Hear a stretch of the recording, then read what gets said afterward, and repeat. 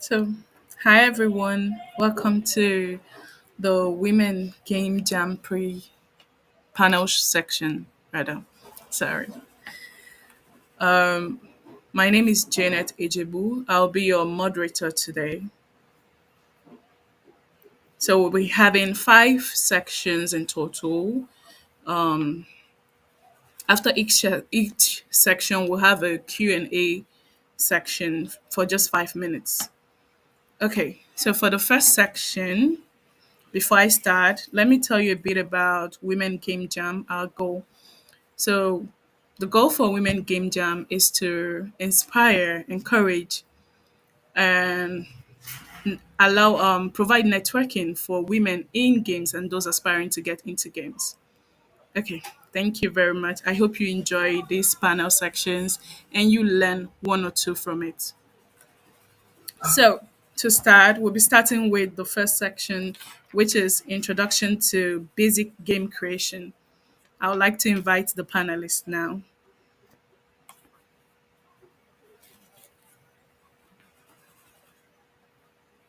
Hi, Ashley.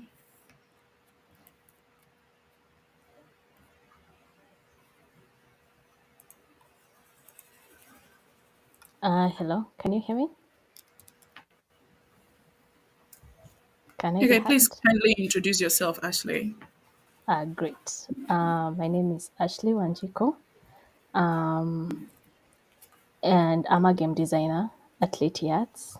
Professionally, game designer, but also I have skills in game development. So I can say I'm a master of one, but have skills in also in game development. Yeah. Okay, thank you very much, Ashley. We also have another panelist. She will join us later. Okay, Ashley, I'll start with you. I have a few questions for you in this section.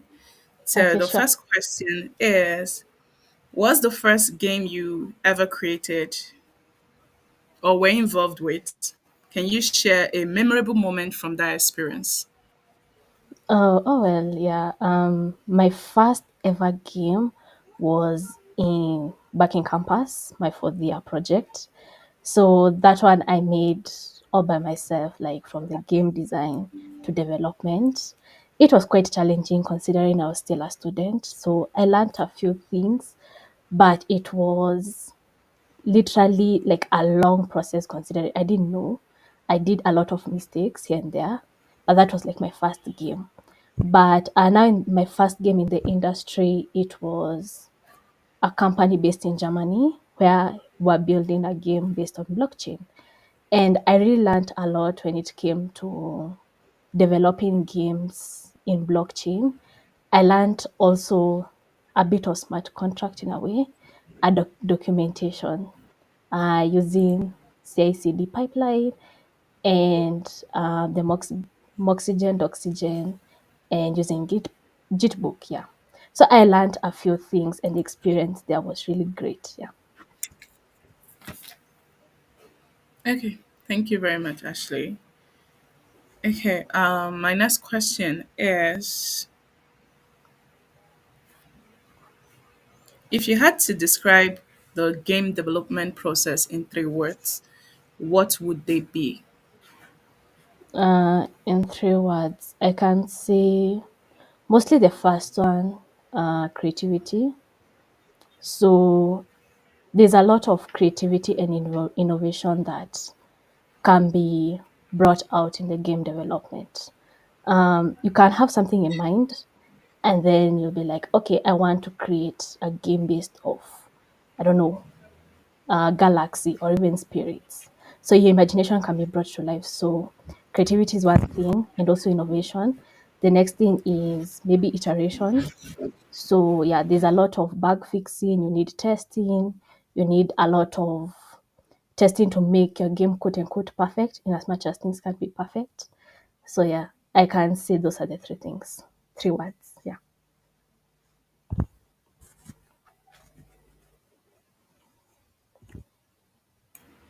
Okay, thank you, Ashley. Now, my next question is, why those 3 words? Why? Why those 3 words? I can say Yes.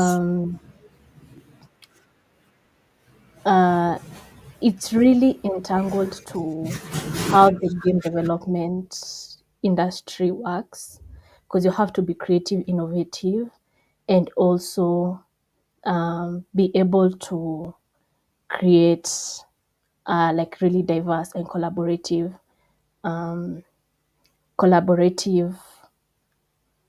games. Yeah, I can say that's why.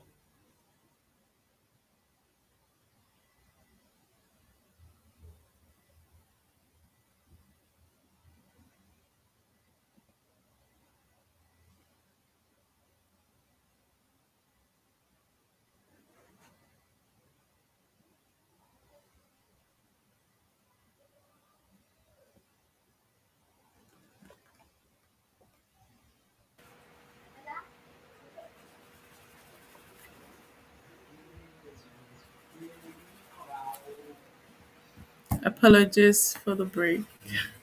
No, no worries, no worries.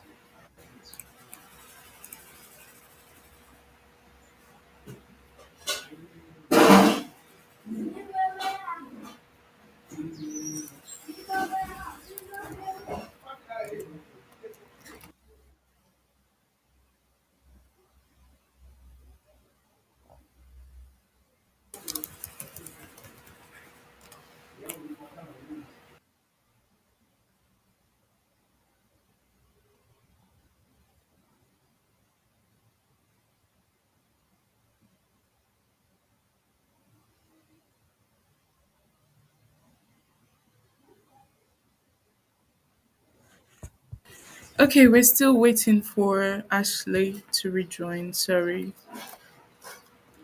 Uh, I'm here.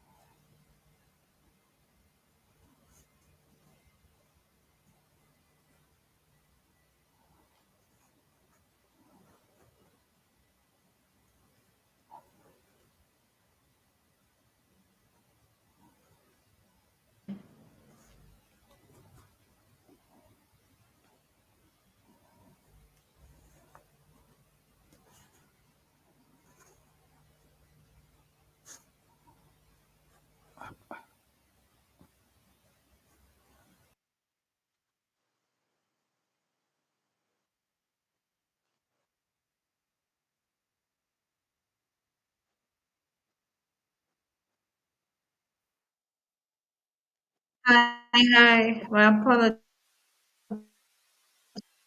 I'll just continue.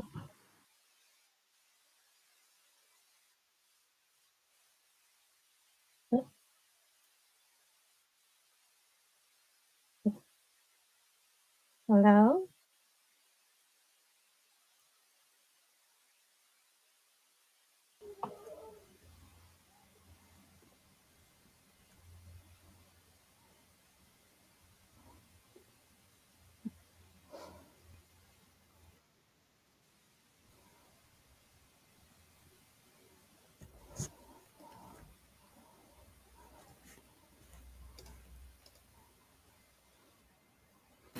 Okay, apologies for the network issues.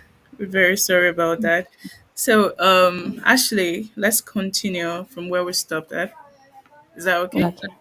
Okay. Yeah, sure. So I asked you about why those three words in particular. Okay. So I mentioned earlier, it is more of in relation to the game development industry as a whole.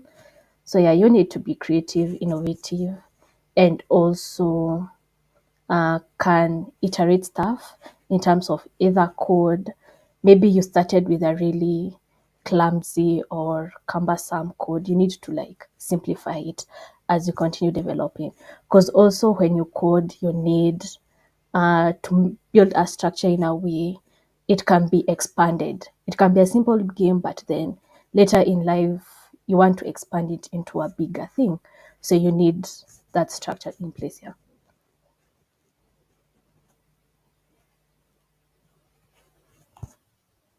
Now I can't hear you. Janet, I can't hear you. Okay, thank you, And Ashley. I can. Sorry about it.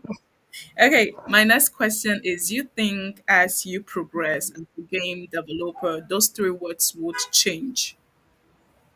Mm, I don't think so, because personally believe those are like the three fundamentals that you must have, either as a game designer, a game developer, or anyone being in the gaming industry. Yeah. Okay, that's great, Ashley. Thank you. Now, for someone starting out, what do you think is the most important skill to develop first? Programming, art, or game design? I will say game design, because game design is like the fundamental core skill that you need. Even before you go into programming, people assume making games is just coding, but you need to do the planning, the ideation, what art direction will you take, and all these stems from game design. So you need that skill to like really plan out what your game will be all about before even you start doing the art, the programming, yeah. Also like narrative design, yeah. Okay, Ashley. Thank you very much. Now, game development is known for its collaborative nature, right? Now, Yep. can you share a time when collaboration significantly improved a game you were working on? I can say it's been mainly brainstorming across the various companies that I worked for. Mainly, we do brainstorming session whereby all these departments come have a meeting and all, and then we discuss. So I'll give an example of one of our game that we're making late years. It's called Sweave. So usually have these brainstorming sessions whereby I'll be like, oh, me as the game designer in the game, I'll put out ideas. And then for the programmer, who's the lead programmer, will be like, okay, this idea that you have either will fit or not fit. And then we'll be like, we need to make the game be provoke player emotions. So be like, oh, we need to change the art, we need to do this. So there's usually that brainstorming session whereby it has really improved the games we, even if right now you play it, and also we'll have an update soon. Yeah, we will see that effectiveness coming along. Yeah. Okay, perfect. That's great. Okay, my next question is: imagine you're a mentor and this person is a complete novice, is so new but has interest in the gaming industry. Now, what is the one piece of advice you give that person? I can see, can I give two advices? Can I give two? Okay, please go ahead. Yeah. Okay, one is be like Rome is not built in one day, in the sense of don't think like you can make this game at once. In the sense of I want to do art, I want to do design, I want to do this like all in once. Considering there's that quote unquote imposter syndrome. So there's that way of you want to be really perfect and also do everything all at once. So just take your time, build yourself up slowly. Also, us who've been in the industry for like 3 years, 5 years, 10 years, yeah, they're still learning. So just take your time and build yourself slowly. The other advice is, yeah, don't compare yourself to the people in the industry because you'll get that imposter syndrome. So just be yourself and grow and find mentors. Yeah.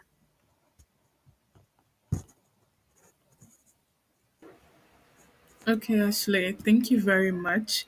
Now, what is your go to software tool? The software that I use as a game designer mostly is Mira. Basically, because Mira is really simple in terms of just ideating stuff. You can the tools there, like you can draw squares. It's really simple. It's just like using Paint, the software Paint. Yeah. So that's my go-to. Even for if I'm teaching someone as a beginner, that's what I'll tell them to go with. Yeah.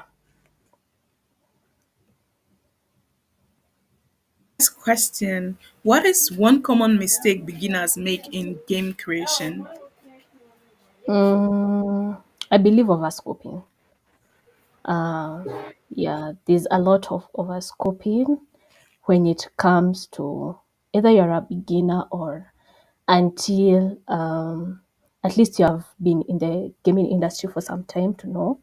Because I talk from personal experience in the sense of my first project when I was in fourth year, I overscoped it as if I want to make the next Need for Speed, and you're only the only person. So yeah, you need to stop overscoping, like just plan um, what you want to achieve, and then yeah, you set timelines and all, so that you don't overscope the project, not making GTA 6. Yeah. Okay, thank you, Ashley. Okay, to wrap up this section with Ashley, I'd like to know a fun fact or little known tip about game creation that our audience can benefit from. I can say this. I'll pick from one of the mentors I've been following.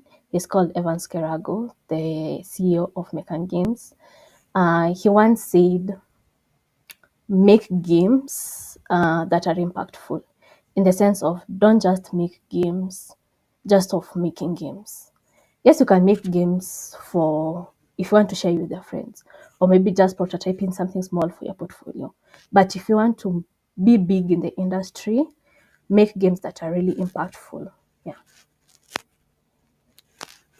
Okay, thank you, Ashley. Do you have one word to share with someone who is inspiring to get into the gaming space? One word. Yeah, have passion. Thank you. Absolutely, I agree with you. So, Yeah. thank you, everyone. This is the end of the section. And if you have any question for Ashley, please kindly drop it in the comment box. We'll take like 5 minutes to allow Ashley answer the questions. Thank you.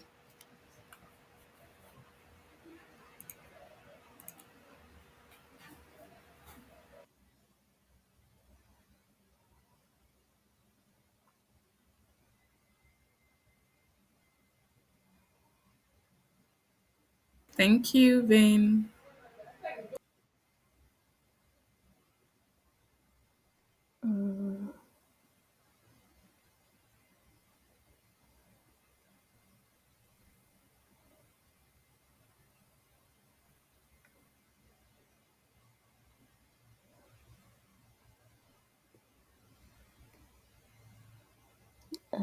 Any questions? Okay.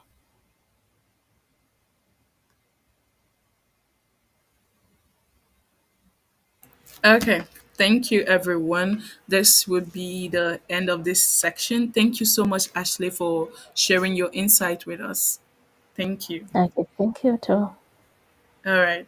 So we'll be moving on to the next section. Bye, Ashley. See you later. Okay.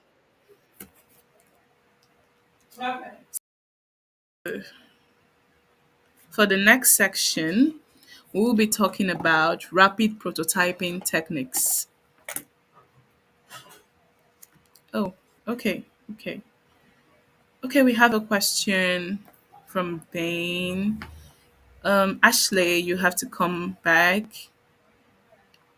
We have a question for you. So I'll be reading the question in regards to overscoping. What is the optimal time for developing a full game on your own? On your own, I can't say in terms of industry base, they say MVP. takes around 4 weeks. So yeah, you can do a really quick prototype within 4 weeks and you have your game out.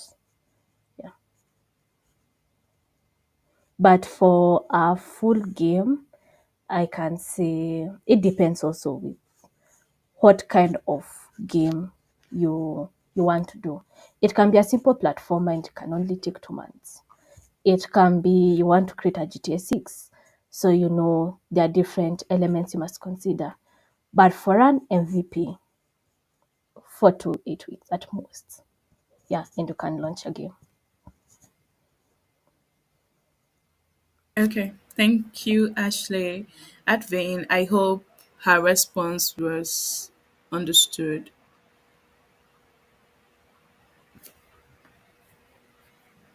All right, I think that is the only question we have. Okay. Okay, thank So you. let's move on. Thank you, Ashley. Let's move on to the next section.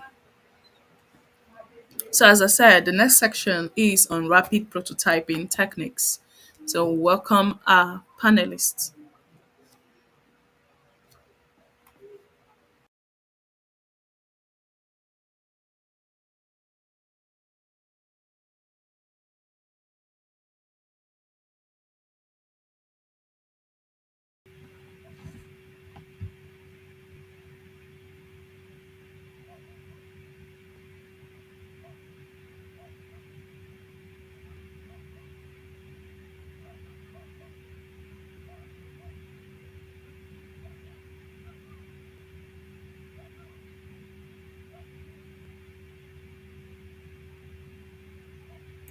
Okay, while waiting for the second panelist to join, please kindly introduce yourself. Thank you. My name is Jacqueline. I hope I'm audible. My name is Jacqueline Okeyo, and Yes. I'm from Kenya. My background is in graphic design, and I'm a lecturer at the Technical University of Kenya. And my area in game development is would be the narrative. I'm good at storytelling. Yeah.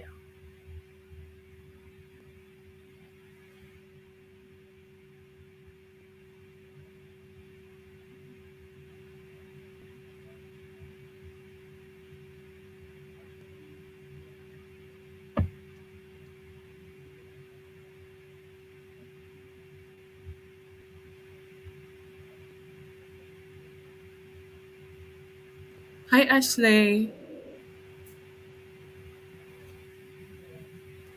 Hi, Jacqueline. Sorry. Hi, Janet. Sorry I called you Ashley. That was the first. It's okay. I was wondering. Oh, okay, so let's move on. Thank you and welcome to this section. We're Thank you. still waiting for Doshima to join, the second panelist. So I believe I can start with you. I hope you're ready. Okay. Okay. So if you had to define rapid prototyping in one sentence, how would you describe it? I'd describe it as an opportunity to have all your options presented to you in one setting. That's how I, I see it.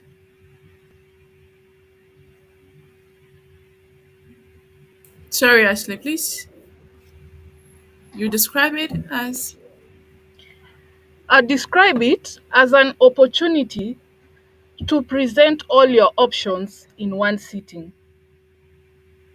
Um, would you want me to expound on that?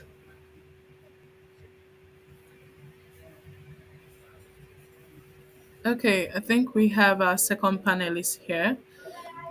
Okay.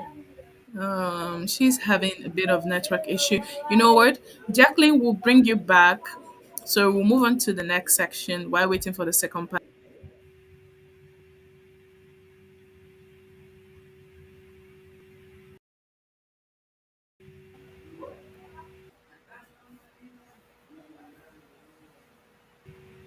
That's fine. Okay, sorry. We'll move on to the next section. Jacqueline, we'll bring you back later for your section. Thank you very much. So, the next section will be talking about effective time management and team coordination in Game Jam. So, let's welcome our panelists.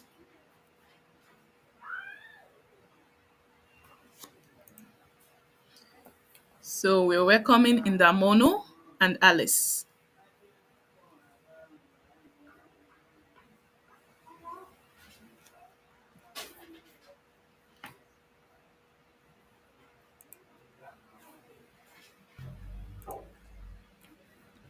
Hi, Indamono.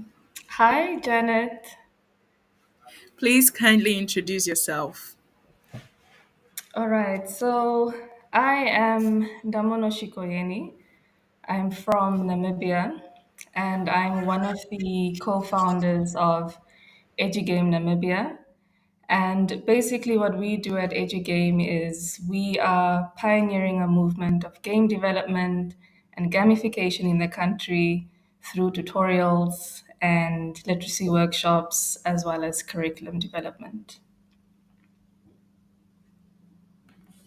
Okay, great. Thank you, Ndamono. So I have series of questions for you. I believe your background is in project management. Yeah. Yes. Okay, great. So, um, what's one word you will use to describe your typical game jam experience? I would say it is exhilarating, simply because it's, especially on the first day and on the last day, it's very, very fast paced. There's a lot going on, there's excitement in the air. So that's the word, one word I would use to describe a game jam.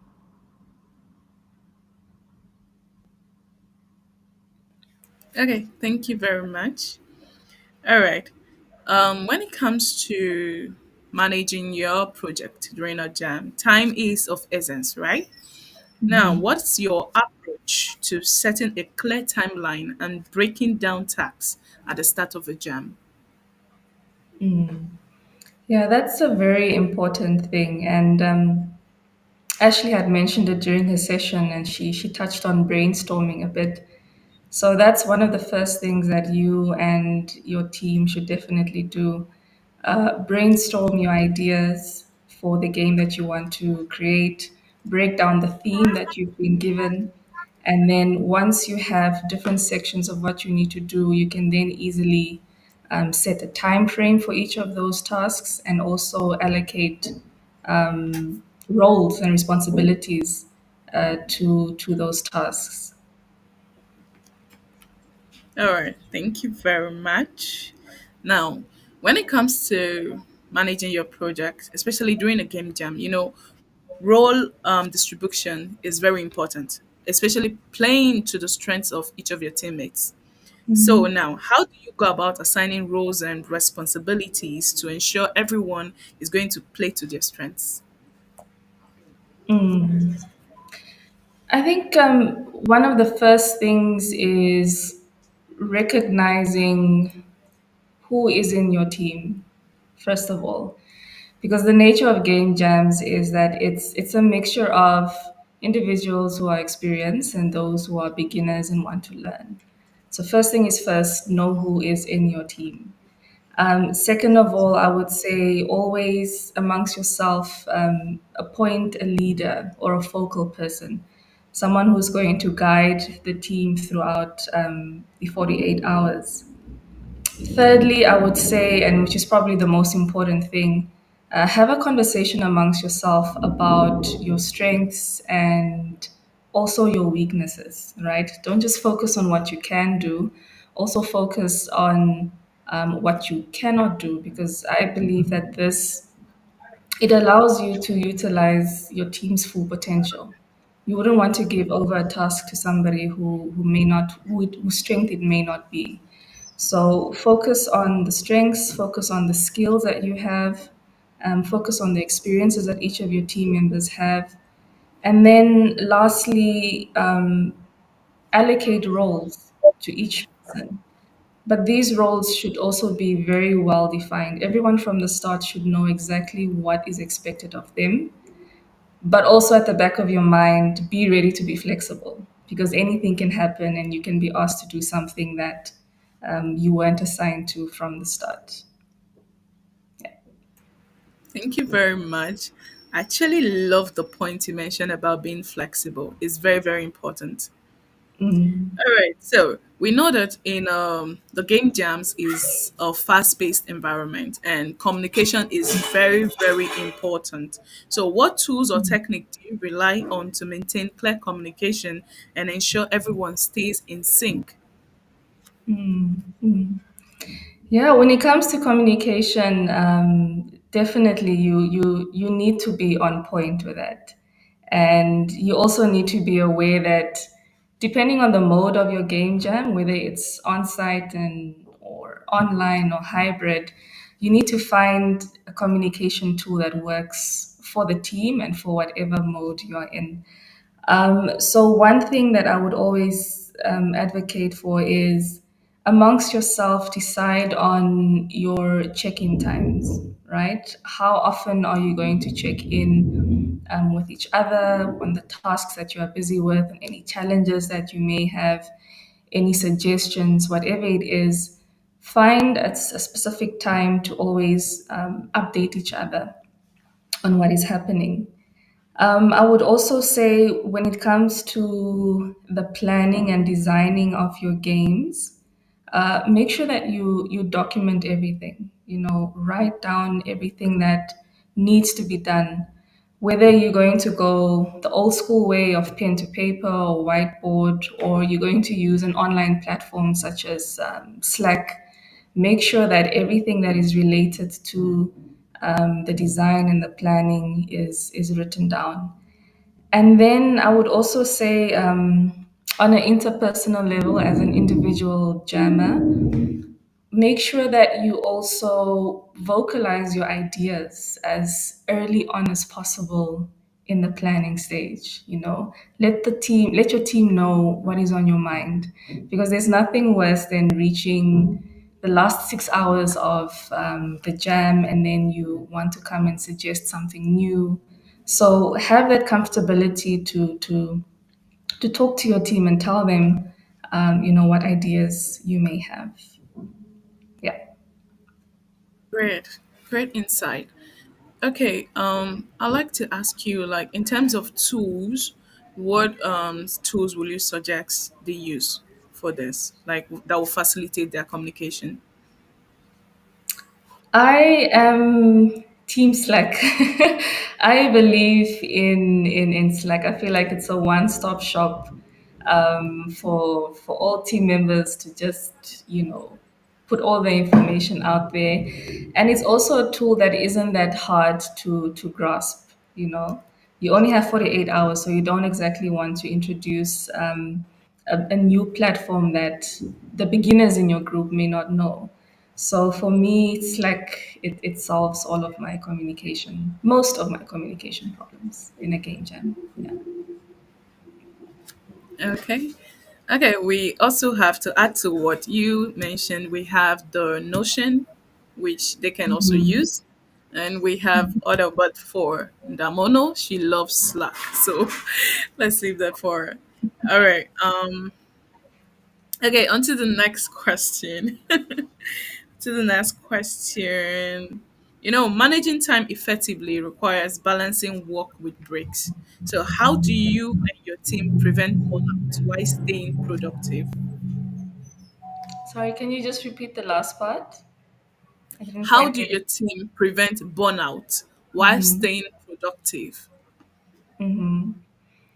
Yeah, that's a very important topic. The topic of burnout, not just for jammers, but I feel for everyone who's in the gaming industry.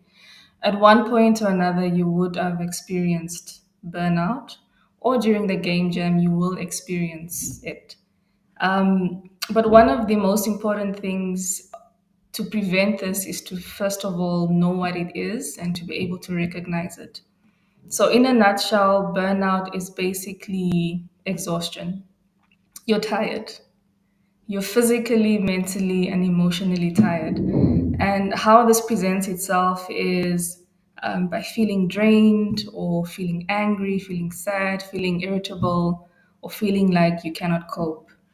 In the context of a game jam, we've mentioned it before, it's a very high paced environment, and you have a specific time frame that in which you need to complete something. So that can cause a little bit of stress to you. And how you can deal with that, one thing that I've seen that really works is before the game jam starts, make sure that you are well rested, right? Make sure that you've slept and you had an early night the night before, and you're ready to tackle the 3 days with as much enthusiasm as possible.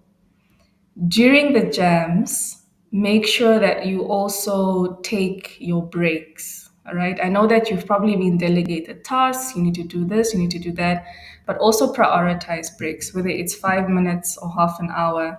Stretch, get a bit of sunshine, drink your water, stay hydrated, and then go back to what you need to do. So I would say, yeah, go back to the basics, take your breaks, hydrate, and just take it easy and have fun. That's what game jams are all about. Yep. I agree with you. It's all about having fun, networking, and learning. Yeah, absolutely. Okay, on to the next. So, sometimes during the jam, things don't go as planned. Though it will be a bit chaotic. Mm. Okay, so how do you handle that? How will you advise the jammers to handle it? Okay, that is definitely going to happen. You're definitely going to clash with your fellow jammers. But when I mentioned in the beginning that you should allocate a leader, this is where their role comes in. Most importantly, you need to diffuse this as a leader. You need to diffuse the situation, and you need to be able to solve whatever problem is going on. So look also at the time that you have left in order to complete your game, and try and resolve the issue as efficiently as possible so that you can get back to the task at hand. But another thing that I would also say is it's not worth it. It's not worth it to become too upset or develop the sort of passive aggression. You can handle that after the 48 hours is done. Just try and resolve the issue and focus on it, and then you move on from that. Yeah. Absolutely. Thank you so much, Ndamono. Okay, Terry, the next question is, what's one quick time management tip that you think every game jam participant should know? Okay. One tip. I would say right from the start, keep the scope small. Don't try and do everything at once. Just try and come up with a simple, fun game that speaks to the theme, of course, but just try and keep the scope small. It will have a ripple effect on everything else, such as time management. Yeah. Okay, thank you very much. That's very important. Okay, my next question is, what is a common mistake teams make with time management in game jams, and how can they avoid it?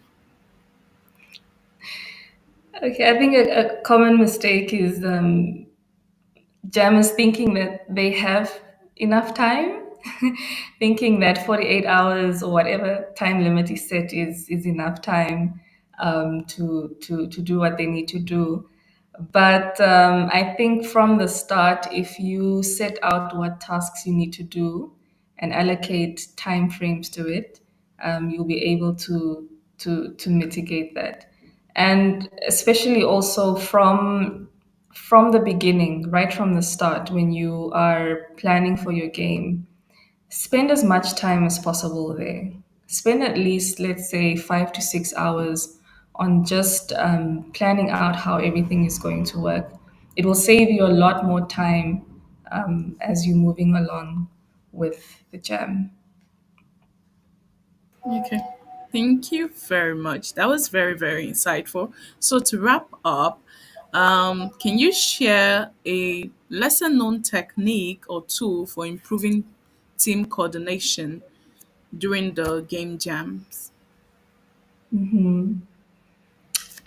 I would say use the resources available to you, and one of the best resources is storyboards on Canva. You know, this is where you can lay out your whole game visually and everyone can see it. And this is also where you are able to, coordinate your team and move them around as need be. So use storyboards on Canva. It's very effective and it may improve your team coordination. I believe so. Thank you. Okay. Thank you very much, Ndamano. It's really been an insightful section with you. So we'll allow the participants to ask their questions now. So let's just give them like just a minute or two to see if there are questions in the comments No section. worries. Yep.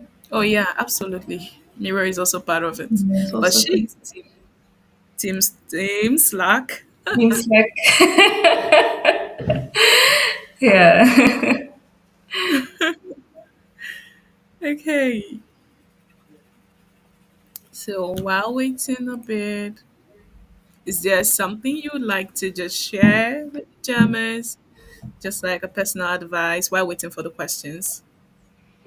Yeah, I would just say, and I think it's mentioned before, it's a fun learning experience. Don't be discouraged, especially for the beginners. I like to focus a lot on the beginners. So, Yes. especially, don't be discouraged if you think you don't know anything about game development. You have certain skills that you can contribute, whether it is looking at characters and character development or looking at the storyline. So don't be discouraged. Sign up for a game jam. Um, Share whatever knowledge you have and just challenge yourself, healthy competition. So that's just a word of encouragement for those thinking of joining. Thank you very much. So, in essence, she's telling you to step out of your comfort zone because when you step out, you get to discover even more talents you didn't know about yourself. So, yeah, thank you very much. So, since we don't have any questions, that'll be all. Thank you so much for this section. Thank you for sharing your insights in the mono. See you next time. You. Thank you, Janet. Bye. Okay, thank you everyone. So we'll be moving back to our rapid prototyping technique section. So let's welcome our panelist.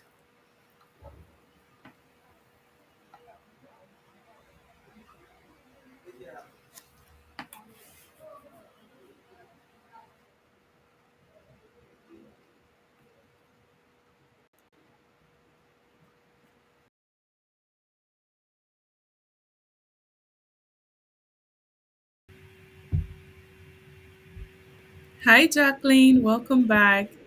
Hi Thank Doshima. you. Hi, everyone. Okay, welcome to the Sorry, section. Please sorry Doshima, for introduce the. yourself. Oh, okay. Sorry for the last time. My network was interesting. My name is Doshima Ange. I'm a game developer. Um, I am also a woman in games lead for African Communicate. I build games. I'm founder of Doshima Games. Yeah, I'm everything game development, game. So yeah, that's me in the most simplest way I could ever explain. Okay, thank you, Doshima. Welcome, Doshima and Jacqueline. Okay, let's proceed with the questions. So, the first question I asked earlier Okay. to Jacqueline, which she answered, and I'll be asking you too, is to define rapid prototyping in one sentence. And how would you describe it? I would say rapid prototyping in just one sentence is building your game idea, making a very fast prototype and putting it into the market to see if you can test it. If it's marketable, if it's what the player wants, it helps to I think I heard the session where Ashley was talking about um building, where she said what one thing she picked from Evans was you build games that player wants. One of the ways to know if your game will be successful, if your game will be well received by by people, by players, is to do a rapid prototype, whereby you build a very fast game, hence we having our jam here, and you put it out there to see if there's potential in the game. That's just one of the fast way I could actually explain what rapid prototyping is. Yeah. All right, thank you so much. Back to Jacqueline. Please kindly introduce yourself. Hi. Once again, my name is Jacqueline Okeyo. I'm from Kenya and I'm a lecturer at the Technical University of Kenya in the Department of Design and Creative Media. And my background is in graphic design, but I Okay, enjoy gaming. that's great, Jacqueline. Okay, I'll direct this particular question I asked to Doshima, but in the aspect of graphic design, what do you think? Well, how will you define rapid prototyping? So, Okay, so in the aspect.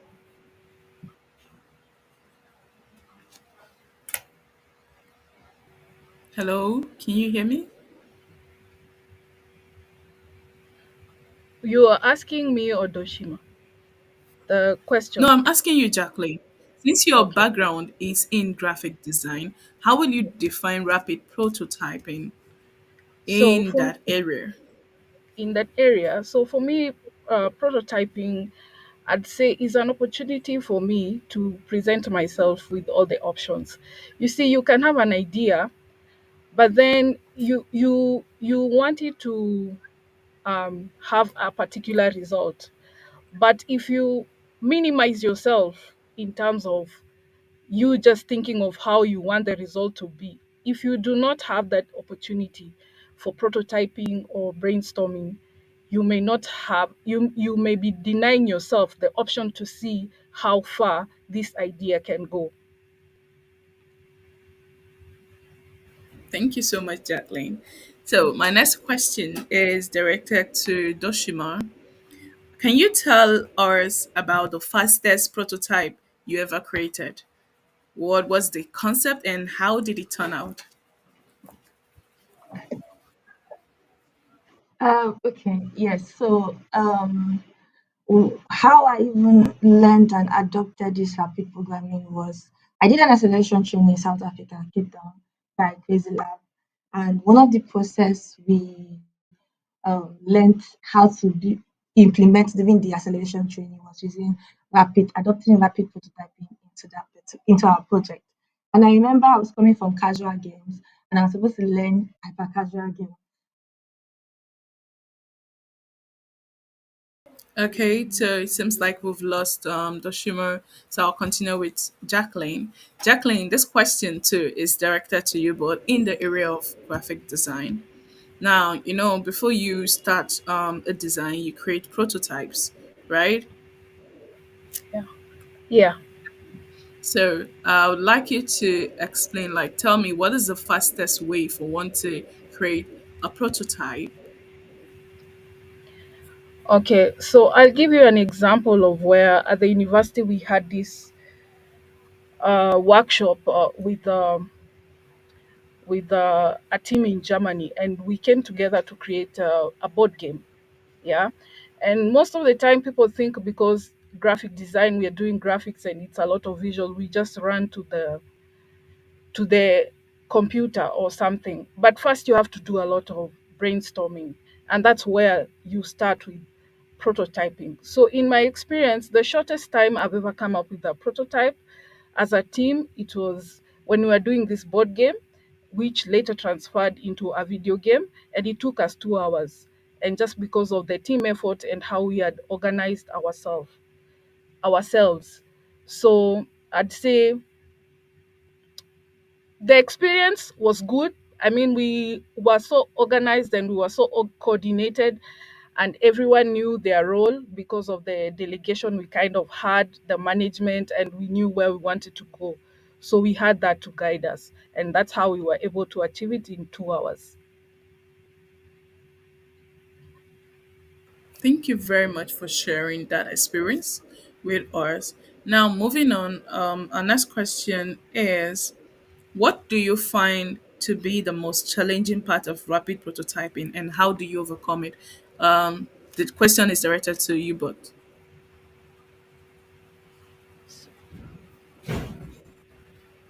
Can anyone can start. Please. Yeah. Okay. Okay, I could go since I missed the other. Sorry, can you hear me? Yeah, we can. Go ahead, Can I please. go? Okay. Yes. Yes. So I would say the most challenging part. For me, I'm a programmer in background. So one of the implementations I have actually used was having to come up with games for in 2 weeks, like different types of games, and the best one in the market is the one we push forward. And that was like I was saying earlier on in my training in South Africa, where we had to use that method and build like 3 4 games and using different types of mechanics, so merging mechanics together. And it's so funny because not using rapid programming in that case, I did not think I would have been able to build it.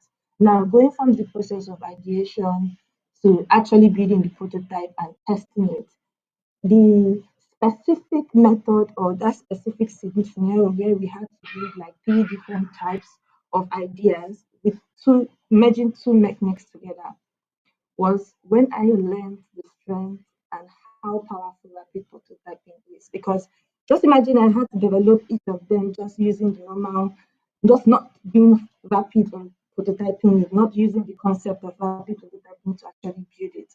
It would take a long time. And in that scenario, we had just 2 weeks. So it really, really did help. It helps when you want to test your idea very, very fast and you have to come up with something, a tested, a playable game, whereby you want to know which of these ideas or which of these graphics or which of these concepts does will the people like the most, and then you go further with that. So yeah, that is one personal way I implemented it and it did work well for me. Thank you. Hello, Janet, are you there? Did you hear me? Jacqueline, Um, would you like to add something to what she has said so far? yeah, I think for me, I agree with her to some extent, and also I see we do have the similar challenges. And for me also, I'd say when you have a lot of ideas, um, if you don't have like targets, if you don't set targets on how you're going to achieve or what you want to how you want this game to be, you will left with a lot of procrastination and the back and forth. And at this stage, time is your enemy, you know, and you want to have this idea out. So that is usually my challenge, just to get all the ideas and see what I can pick and what I can take. So I go around the procrastination. So sometimes what helps me is to just list everything down, put your thoughts on paper, and it helps you. There's just something between the cognitive, between the eye, the mind, and writing down, and it helps you organize so you kind of see a pattern when you're doing it. So that's how I usually overcome that challenge.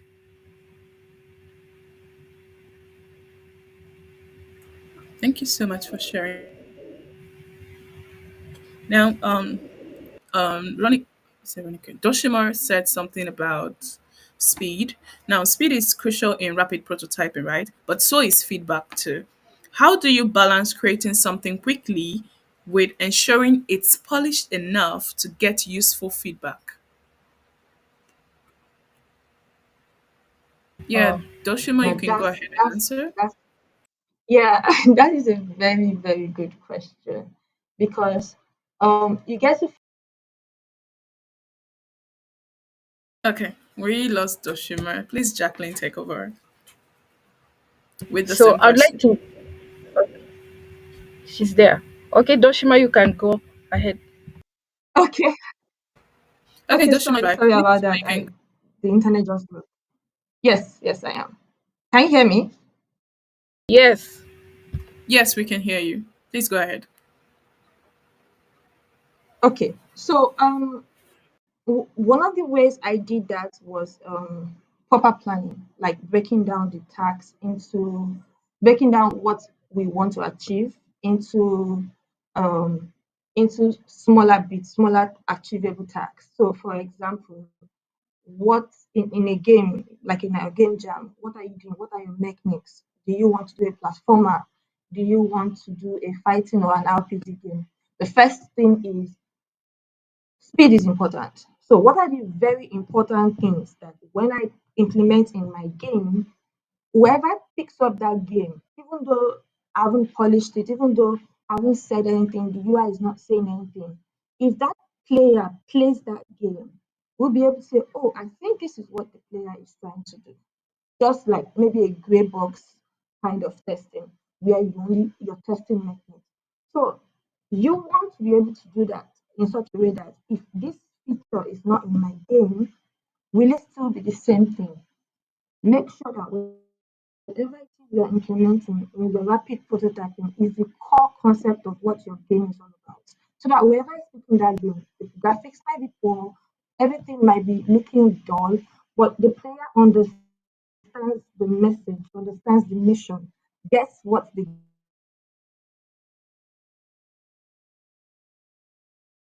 Okay, thank you very much, game is Doshima. about.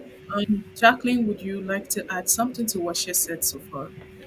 Yeah. So just to echo what Doshima has said, I'd like to give a narrative to this. So imagine we're in a heist, and probably we have like maybe four thieves, yeah?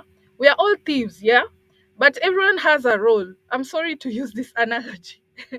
But everyone has a role. We have a grifter, we have a hacker, we have someone to break in the locks, and someone to do the logistics.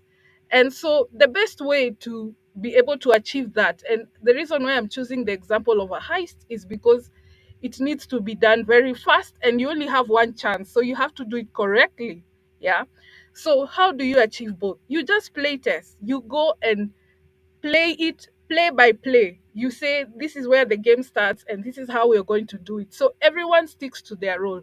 So as you're playing, you can get the feedback you need. Yeah. So you just go along and you put it down, write it down, record it, and then it's like everyone has in their role. They have like it's like you're trying to implement a game loop. So everyone sticks to their role and now gives feedback based on how they're playing together and how they're performing that role and what needs to be tweaked and things like that. So in that way you get everything you need in just one setting. So play testing in a nutshell. Yeah. Thank you very much. That's one hell of an example. Okay, moving on. We know that we've mentioned collaboration in the other sections we've had. So collaboration is key in rapid prototyping too. So how can you share a story where your team significantly improved using a prototype? Doshima, Doshima, We you can can go start ahead and with, answer. yeah, we can start with Doshima. Yeah. Should I repeat the question? Okay, I don't think Doshima is here. So, do you need me to repeat the question, Jacqueline? I think you're asking about collaboration. Just repeat. Okay, Yeah, yes, I was I also mentioning programming in collaboration. yes, please. Do I repeat the Okay, question? if Doshima is there, but I can go Yes, ahead and please. Yes, yes, please. Okay, okay, okay. Okay, that's All fine. right. So my question is, can you share a story where your teamwork significantly improved using like improved your prototype rather? Oh yes, yes. I could mention one easy, less headache. I'm only worried about my own tax and how to implement my tax. Every other person, for example, if you're the only one, if you're solo, you have to worry about what feel am I trying to present in my game? How do I want it to look like? How do I want my character to be? What kind of team am I going for? Okay, the team will be given in our case here, the game jam. Um, what what message am I trying to go for? My control setting, is it going to be like an arcade way? You see, all of these questions, if you're solo, you have Okay, to answer them Dushima, yourself. thank you. But in a Jacqueline, would scenario you like to where say something too? yeah. So recently, I was in a pitching competition where we were pitching a startup, and with my Okay, team, let's. can you hear me? I can still go on. Just tell me if you can hear me. Okay. So with my team before the pitch, we had to come up with an idea, and the challenge I was facing during that presentation is how to sell to the investors that we are going to solve this problem, or why this idea is timely for this case. So collaboration came in that because I just play the story of that storyteller, and I can say I can give us a good story. But you see, even if you have a good story, you know, people still need to hear how you're going to address a certain situation. So I asked my colleague, who his area is in programming, to help me break the solution down in a way that the investors could understand. Because sometimes, you can be presenting an idea, especially pitching to professionals who do not know anything about apps, who do not know anything about gaming, but you want to make it as clear, as simple as them. So that's when I incorporated someone else who can just break down the programming bit but still sound as not as technical as possible. So that's how we won. So collaboration is important. It's always good, even if you're in your field, always bring in someone who has a different perspective, and they'll help you see something or relate something better to the audience, because not everyone even understands the area of gaming or programming or design, but they just want to enjoy a good game or a good experience. So it's good to be inclusive in such way. So collaboration has always helped me in such a situation.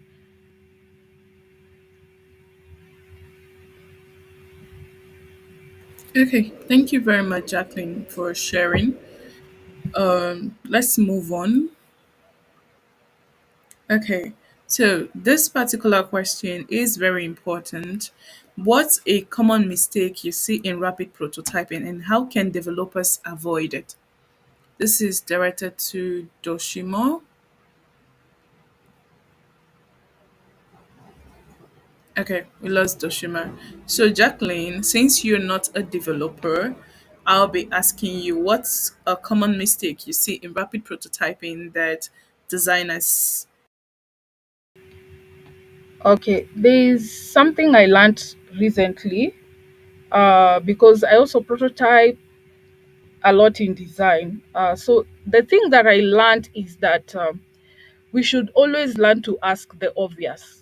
Like, for example, say when you're playing a game and you always know level one should be easier than level two, or as you go up the levels, it becomes harder and harder.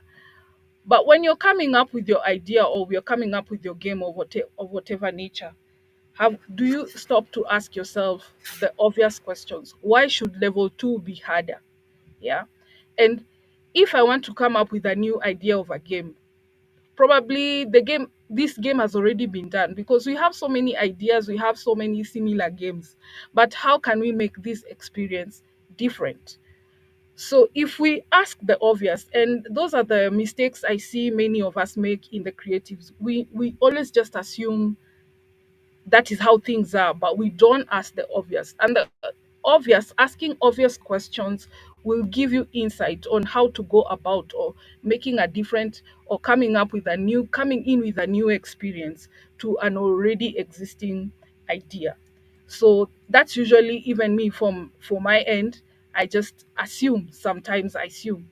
Yeah. So I'd say that is one of the biggest mistakes we've always made. We just assume so many. And it's good to always ask the obvious. I hope I Okay. made sense. Okay. Thank you very much, Jacqueline. So,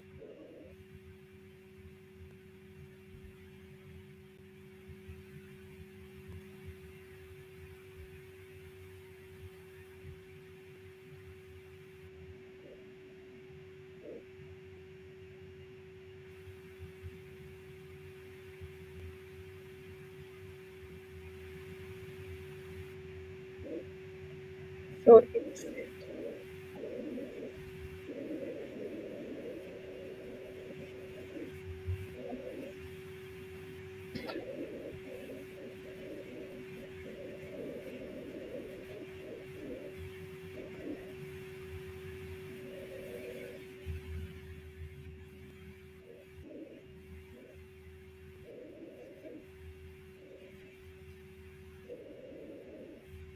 Some questions we got from Marjorie.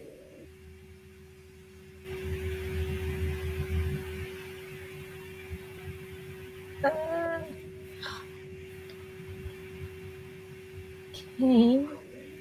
So the question, she had a few. When prototyping different ideas, how to avoid sticking to an idea or a mechanic or feature that is not working?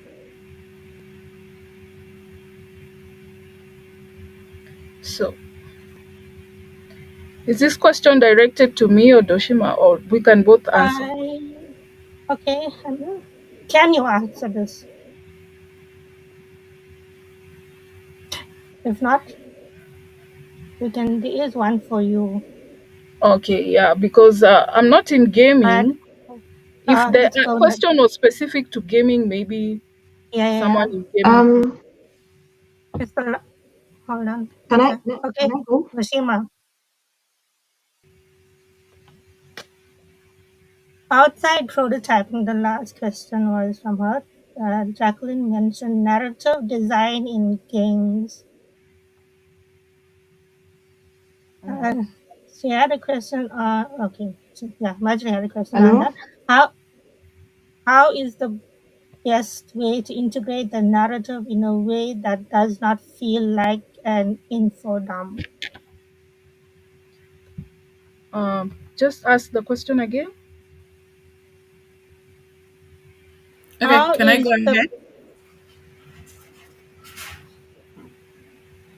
how is the way Can how you is hear the me? best way to integrate the narrative in a way that does not feel like an info dump? Or like an info dump? So this is usually a complex thing. Sometimes I think when designing something or when you're coming up with a concept, we get too technical that we sometimes forget to relay the solution in a real life setting. So sometimes you can get a lot of information, but the best way to relay that information is to sit sit with it and process it and ask yourself, how do you understand it? If you internalize and see how you understand the story, then relay it the way you have understood it. Then that way you become more relatable than just picking a lot of stories and a lot of information, but you're not relating it to a real life situation. So I think that would be good. Like for example, yes, you want to say something uh For example, when people are creating a movie, maybe someone can come up with a concept. Okay, we want a heist movie. We have so many heist movies, but why do you watch all of them? Maybe because probably in this heist movie they are focusing on the heist itself.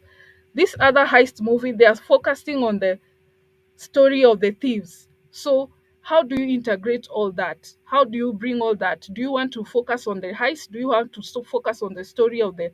So you have to internalize that and see what would jump out for you. The best way to tell a story is for you to internalize it first, because you understand so many facets of it than just being too technical about how you just want the narrative to run. So basically, I just say make it the story a bit personal to you so that you can relate best. You can add the emotion and the effect side of it just to avoid being too technical. I hope I answered her question.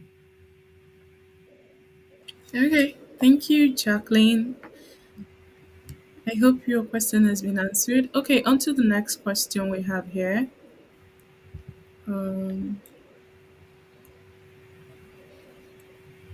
we have, when prototyping different ideas, how do I avoid sticking to an idea slash mechanic feature that is not working? So I was asked that question, but I felt like it's more towards on the gaming side. So I'm not sure if I answer it, it will relate to the gaming side. Okay. So, would get back to you on that in get back to you on that. I think that should be all for this section. Okay. Okay, Okay, guys. Thank you so much.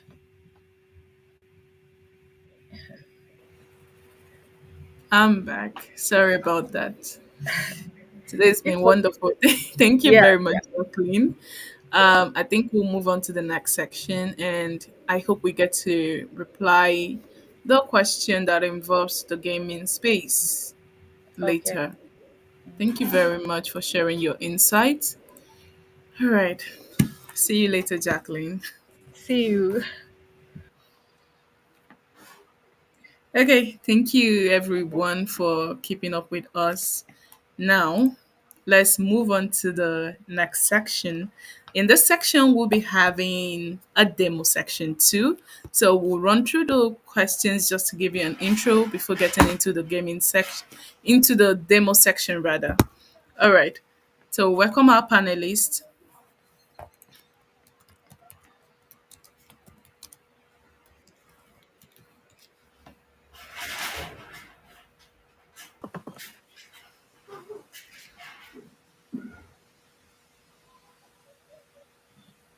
Okay. Please Uh, kindly introduce yourself. uh, Hello. I can't seem to get my camera on. Um, Hi, I'm Ranika, sing from Durban. I'm a software developer by profession and an indie game developer when I'm not not working or have the time to do so. Uh, yeah, my first project, I was following a guide from a Unity book, and I learned about creating my games environments with terrains and trees, and doing a first person character, and and I was walking around on my first creation, and that was my first experience of making game. I would say, very long time ago. Okay. Thank you, Veronica. So I'll ask you a few questions. We have a second panelist, but she's currently not available. So we'll do this with Veronica. Now, my question to you is, the Unity interface, when you download it newly, can be very overwhelming. I'm also talking from experience. Now, how do you recommend someone new to Unity to get comfortable with the interface? Mm,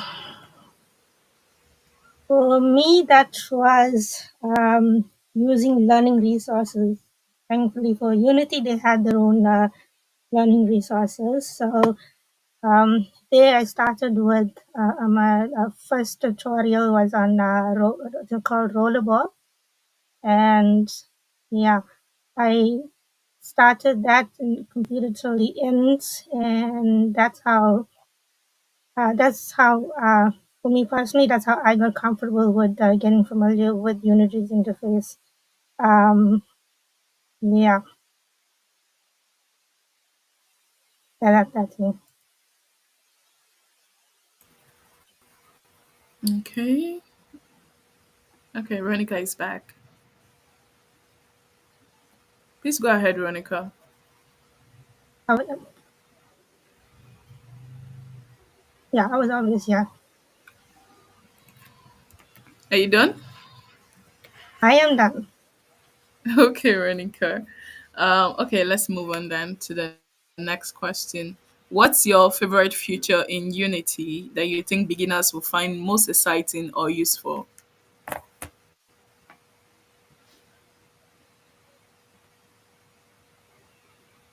Mm, Hello, Ronica. Okay. yeah, I'm here.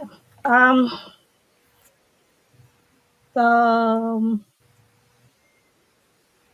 I have been playing around with Unity for a long time, but mostly in terms of the scripting and stuff was uh, that, and the animation is where I kind of got was going to say get blocked. So a feature that just I recently got introduced to, which I should have would have been a whole lot more fun, is what is it called? Playmaker. Um, so it's a visual scripting feature that you can use along with Unity, and it's great for those who just don't want to code the game, which would actually make things a whole lot smoother, I would imagine. Yeah. So the feature would be visual scripting in Unity, something I would advise everyone to explore for those of you who are beginners, and myself included.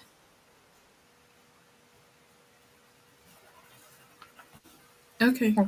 Thank you very much, Ronica. All right, let's move on. So, we have game objects and components are at the heart of Unity. Can you explain these concepts in a way that even someone new to game development would understand? Mm, yeah. So game objects are like the basic objects. Like for example, you take your basic Lego bricks. So they're the fundamental pieces that you start with when you're building something. Um, when you're building something with Lego, um, just like you can have different sizes and shapes of those bricks, game object can represent anything in your game.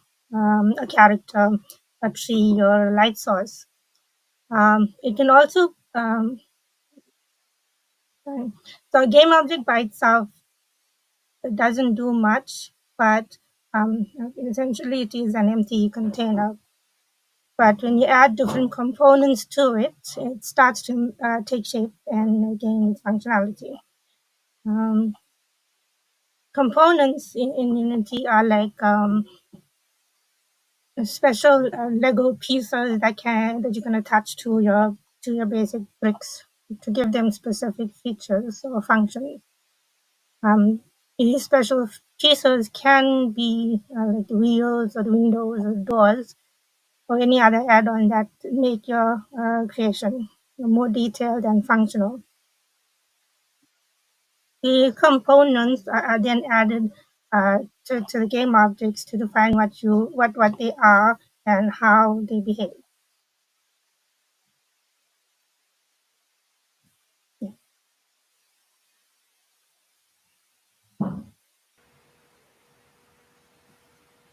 Mhm. Okay, Ronica? Are you with Yes, us? yes, I'm done. Yeah. Okay.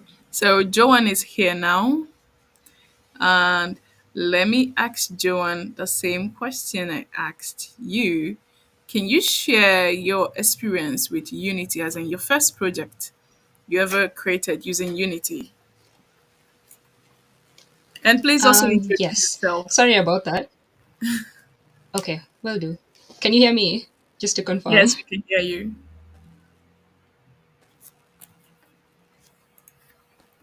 Nice. Okay. So my name is John Olwoch. I'm a game designer and a developer from Kenya. And I've been using Unity for 2 years, though I will be honest, what the better part of one of those years was spent learning how to use it. And I actually lean more towards game design and art than developing. But I really do enjoy Unity. And the first thing I ever built with Unity, the first time I ever booted it up and used it was to build one of the prototypes provided in the Unity Learn course for Create with Code. Wow.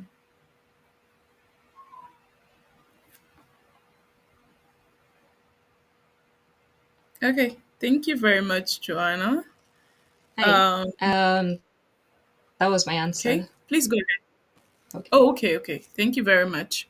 Now let's move on to the next question. I've asked Veronica some questions already, so I'll ask you this next question. Scripting in Unity is often a daunting task for beginners. Not just for beginners, even for me too. I'm talking from experience. So, how do you suggest they get started with it and without feeling overwhelmed?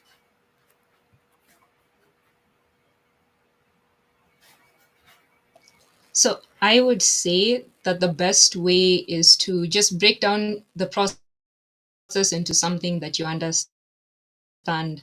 I think people were already talking about like planning out what you're doing before you do it, and that also like works in scripting.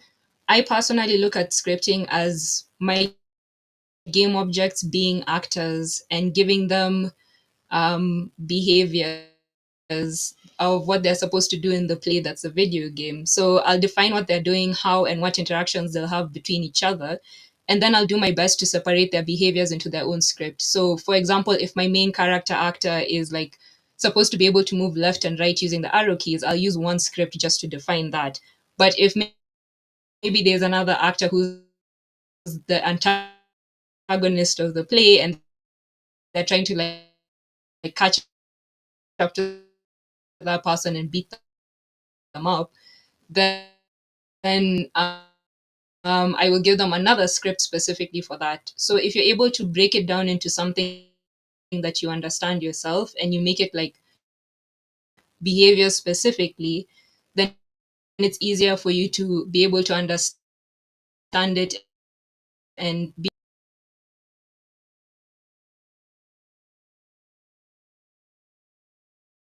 Okay, I think we lost her.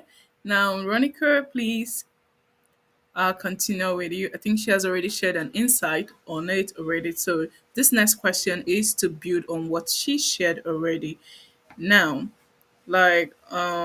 share a personal tip or resource that helped you when you were first learning to code in Unity. Um, I'd say following the basic tutorials that I found online on Unity Learn. That way I was starting to learn from. And like I've mentioned before, I started with the rollerball tutorial, and then I from then I made my own game using the what I learned from that tutorial. Um, and then from there on, it just thought of any other games I could make. Um, the the other resources I found is there's a lot of tutorials you'll find on YouTube. Like there's a lot of guys that's from Black is mainly. So yeah, you'll find a lot of great abundance of useful tutorials on YouTube. So that's my tip is to follow along with the tutorials, complete it, and then make your own. Okay. Thank you, Veronica. Please, Joanna, would you like to add to what she just said? My question was like share a personal tip or resource that helped you when you were first learning to code in Unity. So I have the same answer as Ronica. I heavily used Unity Learn and also the Brackeys videos on C Sharp. I started with the C Sharp videos because I wanted to understand the programming fast before I got into the Unity um, game engine, and that really helped me be able to like build bit by bit and understand before I got into the meat of it. And Unity Learn itself, as I've already mentioned, is a really amazing resource because it's put together by Unity themselves. And you can track your progress. You can earn badges on their different like pathways from like Creative Core, where it deals with art and music. And for like the developer, you can even like get junior developer certification and even like extended reality. So that's one I always recommend. So if you have those, maybe some other YouTube channels are like Coco Code. There's also Game Dev Guide. Those are really amazing people who like really break down things well. There's also Samyam. Um, so yeah, those are the ones I have. All right. Thank you very much. Okay, let's move on. In one sentence, tell us one essential tip for beginners starting with Unity. This question is open to both of you. I can go first. Just mess around and find out. Okay. Veronica,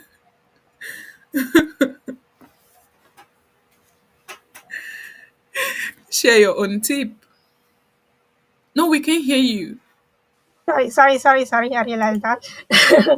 Okay, start small and focus on the basics.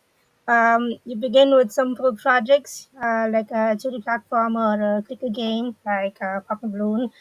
Um, from there you learn the core concepts such as what is a game object, what is a component, what the differences, transformations and how they work. The basics, how to do basic scripting, and then creating and managing your scenes and using prefabs. So basic stuff. From then on, then you become your own uh, how you say expert in making games with what you learn in your own. That's more than one sentence, but okay. Sorry. Thank you. Okay. What's a common mistake beginners make in Unity and how can they avoid it? I would say I actually have so many because I fell into them while I was starting out. Like trying to do like very complicated things. The way Ashley was mentioning, like you're trying to build like a whole AAA game by yourself, or like trying to build things from scratch instead of like looking up assets and tutorials because there's such a wealth of resources. But the main one, funnily enough, is like forgetting to add this thing called a rigid body.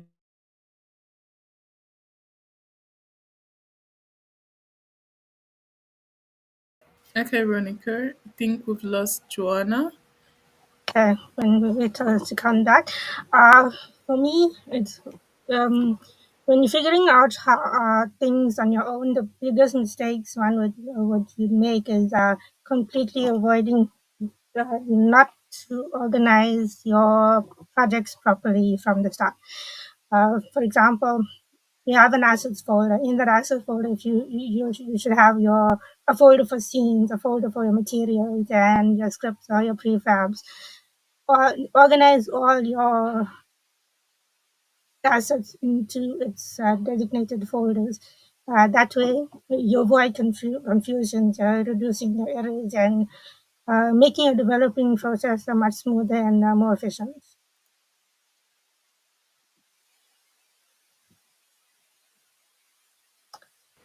Thank you very much. Okay. Um to wrap this up, can you share like a feature in Unity that you think beginners should explore?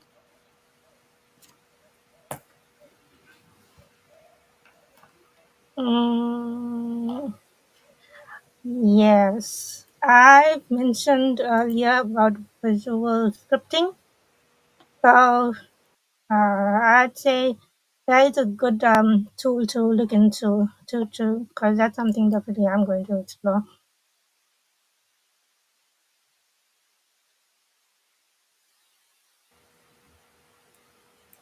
Thank you very much, Ronica. I think that will be all for the question aspect of this section. So we'll be moving on to the demo aspect. But I think I'll bring them back later for the demo aspect. Let's just move on to the next section, the question section of the next section. Then after that, we'll go through the demo aspects of this panel section. Is that fine with you, Ronica? Yes. Okay, great. Thank you very much, Ronica and Joanna, for sharing your insight. So, see you later for the demo section.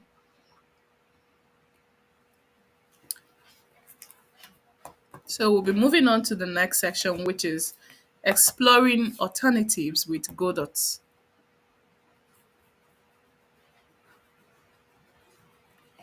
So, I'd like to welcome the panelists for this section.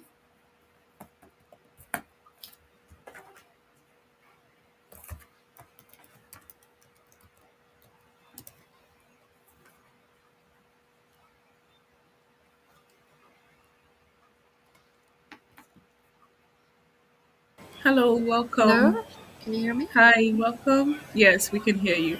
Please kindly introduce yourself.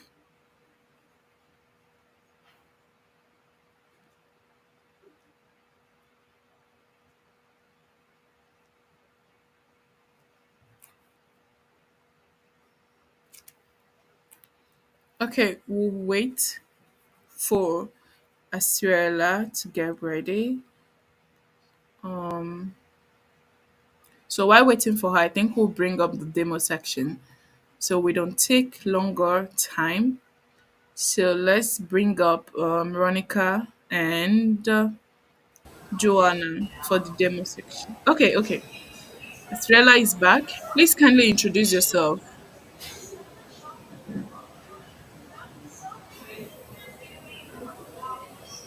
Hello, Estrella.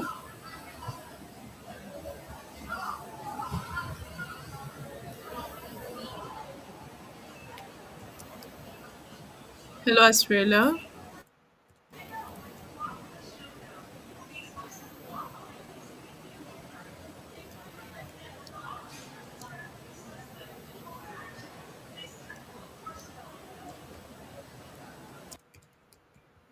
Okay. Please, we'll go ahead. Okay, Estrella is back. Estrella, can you hear me?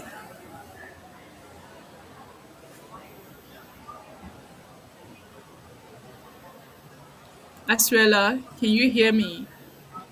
No, I think yes, I can hear you. I think Okay. there's a network issue. Okay, Okay, I think I let's can hear you see. now. Oh, great. Please kindly introduce yourself.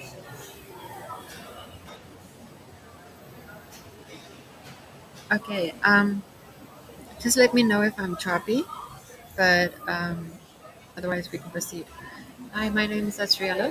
I'm an indie game developer and a researcher. I try to make games that uh, developed develop new mechanics for social gameplay, um, so that we can make new games that are not just about.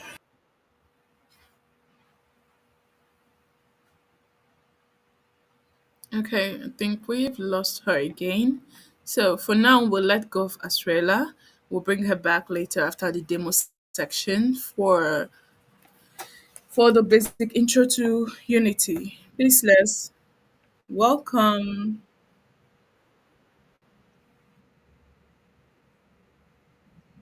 Okay, Estrella is back again. Estrella, can you hear me?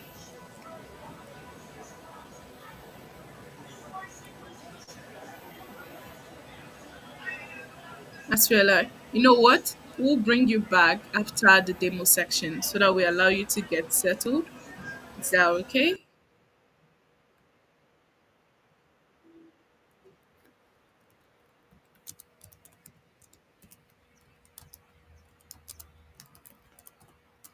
Okay, so let's bring back Ronica and Joanna for the demo section. Hi, Ronica. Welcome back. Hi, Joanna. Hi. So the stage is all yours for the demo section. So take it from there.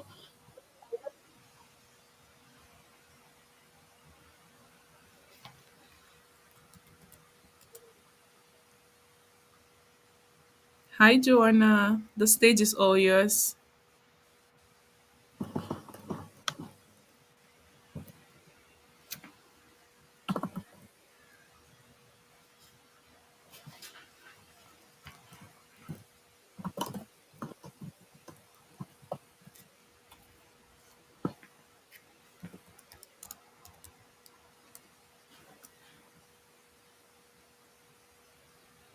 Okay, Joanna will be sharing her screen in a bit, so we're just waiting for her.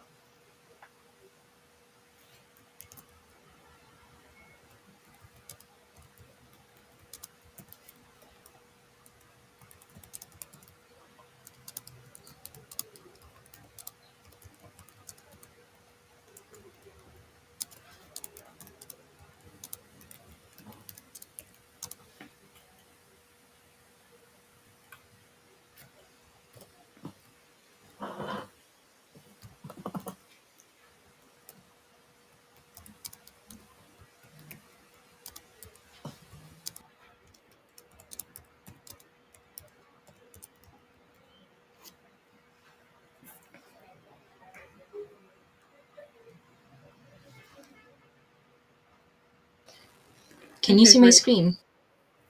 Um,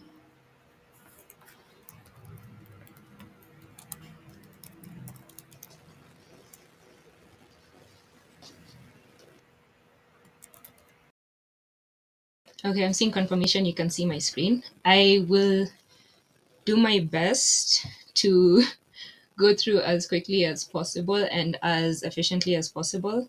If you have any questions in the meantime, please leave them in the chat. Um, Also, just as a side note, we wanted to have, in the spirit of keeping in the spirit of this being a game about video games and all, we wanted to make this a bit of a game. So if you already have Unity installed on your end, you can follow along.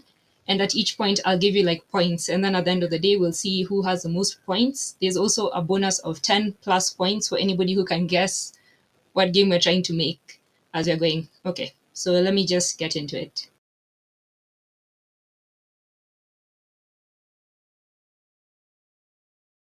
So, mhm,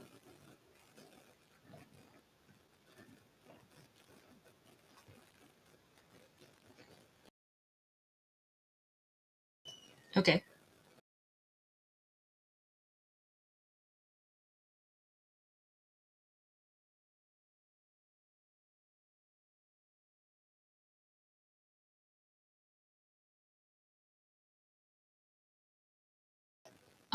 Yeah, that's okay. Sorry about that.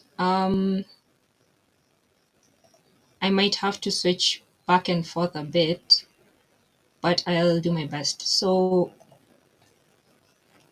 first of all, the first place we want to start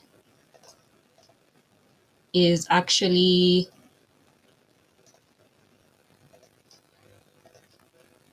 in Unity. So, we need to download and install Unity. So, you can easily just go to the Unity download page. If you search it up, it'll come up.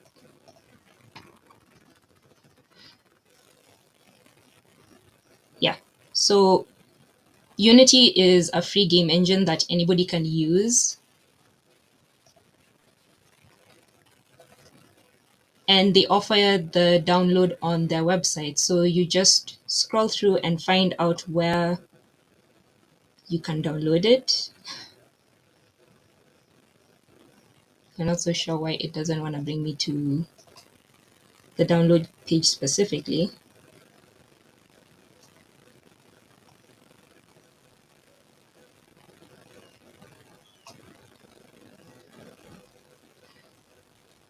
Okay, so I think the best thing to do is to just mention you download Unity Hub first. You don't download Unity directly. It's possible, but the best thing to do is to download the Unity Hub.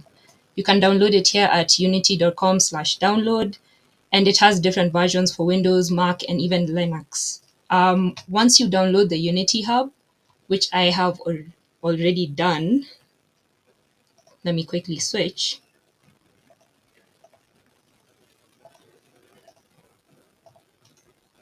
Yeah, once you download the Unity Hub, it'll look like this. Here we can see specifically this called installs, which is where you can see which version of Unity you will install. So if you've downloaded it for the first time, what you will do is you'll come to installs, and there'll be a place where you can install the editor right up here in the top right corner.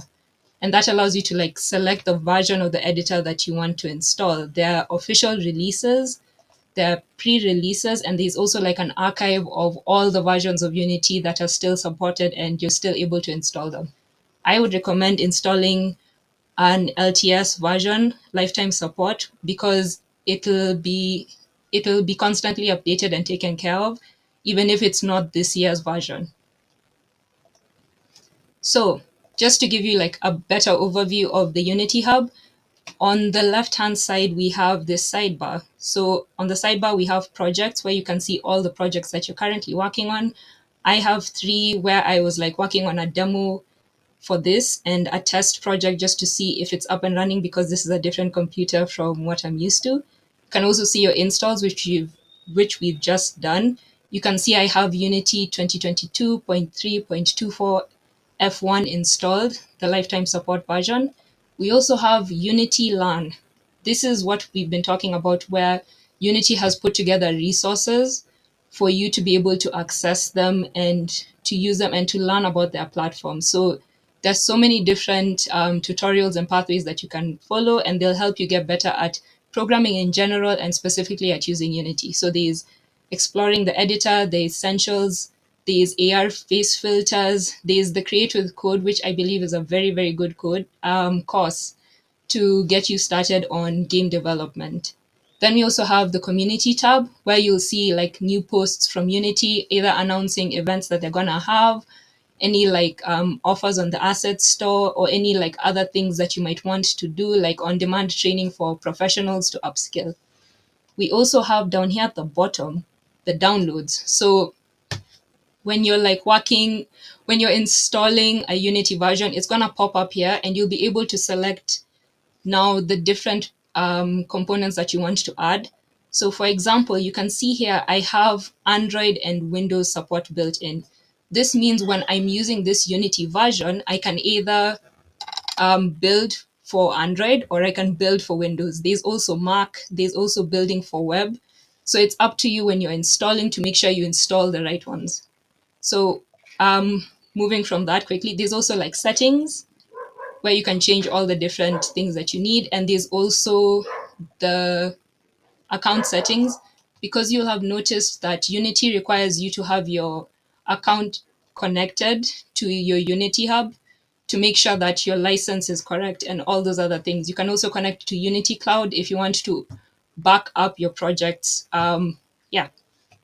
So just being in the projects panel, there's this demo that we wanted to go through. I've already opened it so that we don't take too much time, and I have it here. So this is what your Unity editor will look like the first time you ever open it with a sample project. So let me just quickly show you how to create a new project. So up here in the right-hand corner in the projects panel in Unity Hub, you can click new project, and it brings this up. Here we have templates. Now, if you're building something quickly, you'll realize like for a lot of games, if you're working in 2D, if you're working in 3D, if you want to build an FPS or a mobile game, mixed reality game, VR, and so on and so forth, there's usually a lot of similar components that you'll need, or like similar assets and so on and so forth. So um, what Unity has done is build these templates that you can just click on, and it allows you to just load up the project with those either the scenes or the assets already preloaded. You can even do like a first person shooter. You can also do anything for mobile and so on and so forth. So I just picked 3D built-in render pipeline because the render pipeline is still used by a lot of mobile devices. You name your project right here. You can give it whatever name you want to give it. And then you select the location where you want to store it. And then there's also like the Unity organization, which is usually linked to your account. And it's not that big of a deal if you're not in many organizations. So I already have this open. Let me just go back. So yes, when you open your project up for the first time, this is the screen that you will see. You have, and now that, sorry, I've forgotten this part. I'm a bit of a rush and a half. But now that we've completed that, you have 5 points. So if you're keeping track of your points, you can add 5 points to your own points. Next, we're going to move on to the Unity Editor interface. So we have the main panels, which are the scene panel, which is this, where we are seeing this gray landscape. And then we have the game panel, which is this, which is actually the view from this main camera that we have here. So the scene panel is where you're going to build your game. This is the environment where you're going to put all your objects and everything. You can already see we have a light and we have a camera, but your game panel is what shows what your game will look like when you're actually when you port it or when you finally like finish it. So this is where when you've already built in the scene, you can come to the game and hit play to play through your game and test it out. Right now you can see it's very bland and boring and empty. The next important thing is the hierarchy panel. So in the hierarchy panel, you can see all the game objects that are currently in the scene. Right now we just have the main camera and the directional light. The other panel that we have is down here called the project panel. You can use it to see all the assets that you have in the project. We also have the console panel right next to it, which we'll use to print out some like commands and also to be able to see errors if they come up. Then we also have the very important inspector panel. It shows the properties of any of the game objects and their components. So if we go to the main camera, we can already see it's a camera. It has like a transform which says its position, rotation, and scale. So you can customize your layout when you're in Unity. I personally prefer having like my hierarchy down on the side next to my inspector and having my game split on one side next to the scene. So whatever I'm adding and changing in here, I can see it happening in real time. And what you can also do is once you edit the layout to whatever preference you have, you can come up here to the top right corner, click on default, and it'll actually give you the option to save your layout. So there are different layouts that Unity already has, like the 2x3, the 4 split, and yes, hello.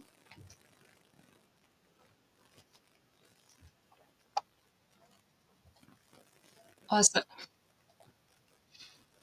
Okay, let me switch quickly. Can you see my screen now?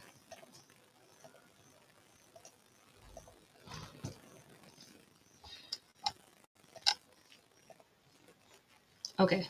Sorry about that. I'll just go through that one more time. As I mentioned, add yourself 5 points because you've already finished dealing with the Unity Hub.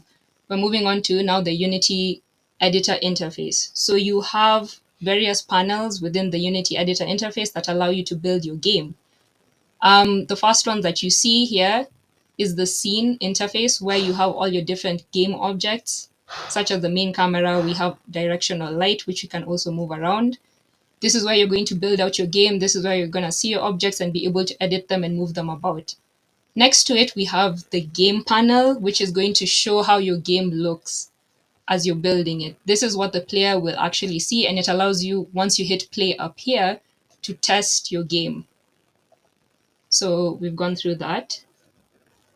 The next thing we have is the hierarchy panel, which is here on the right-hand side. It shows you all the game objects that are in your scene. So right now we just have the main camera and the directional light, which are those two.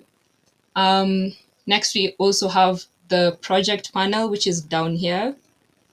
It shows like the hierarchy of all your, not a hierarchy, but just like the file structure of all the assets and packages that you have for your game.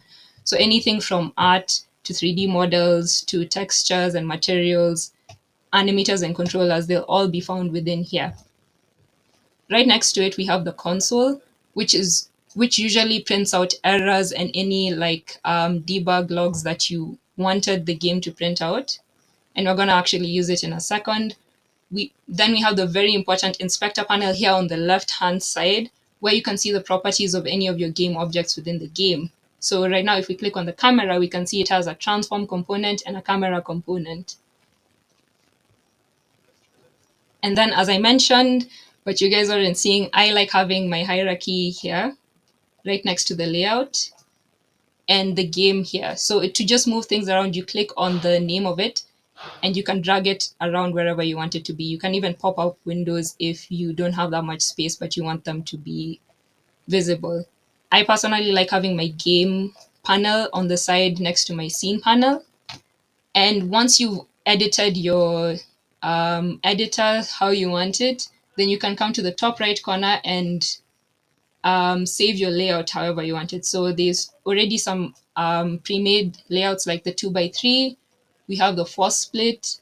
We have the default, which we are just on. And then I've already saved my own layout the way I like to have it and just label it John as layout. So to save it, you'll click here at Save Layout. You can also do that by going to Window and then scrolling down to Layouts and then selecting Save Layout. Yeah.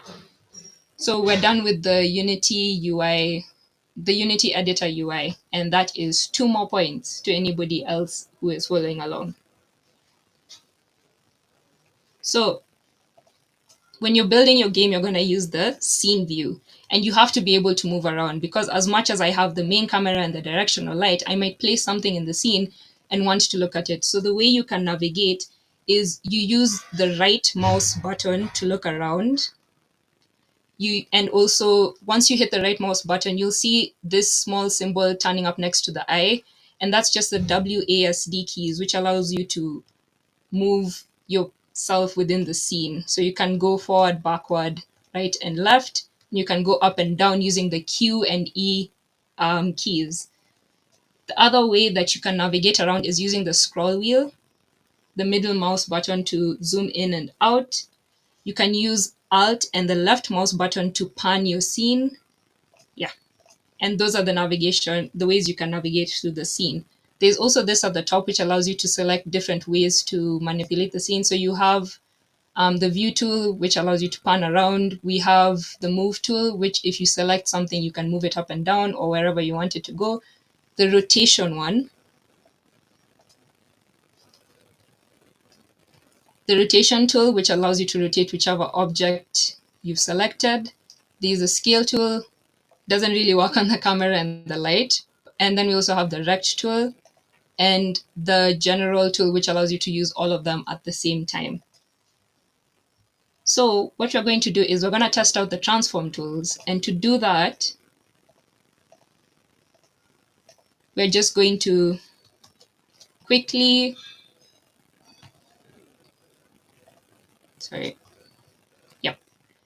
we are going to quickly add some spheres, cubes, and planes into our scene to like build our base game out. So if we right click within the hierarchy, you can see there are these options which pop up, and these are the different game objects within the scene, kind of like your Lego blocks with their different properties and their colors and sizes and so on. So we'll go into 3D object and we're going to create a cube. If you're a Blender fan, you know the all-seeing, the all-knowing cube and what it does.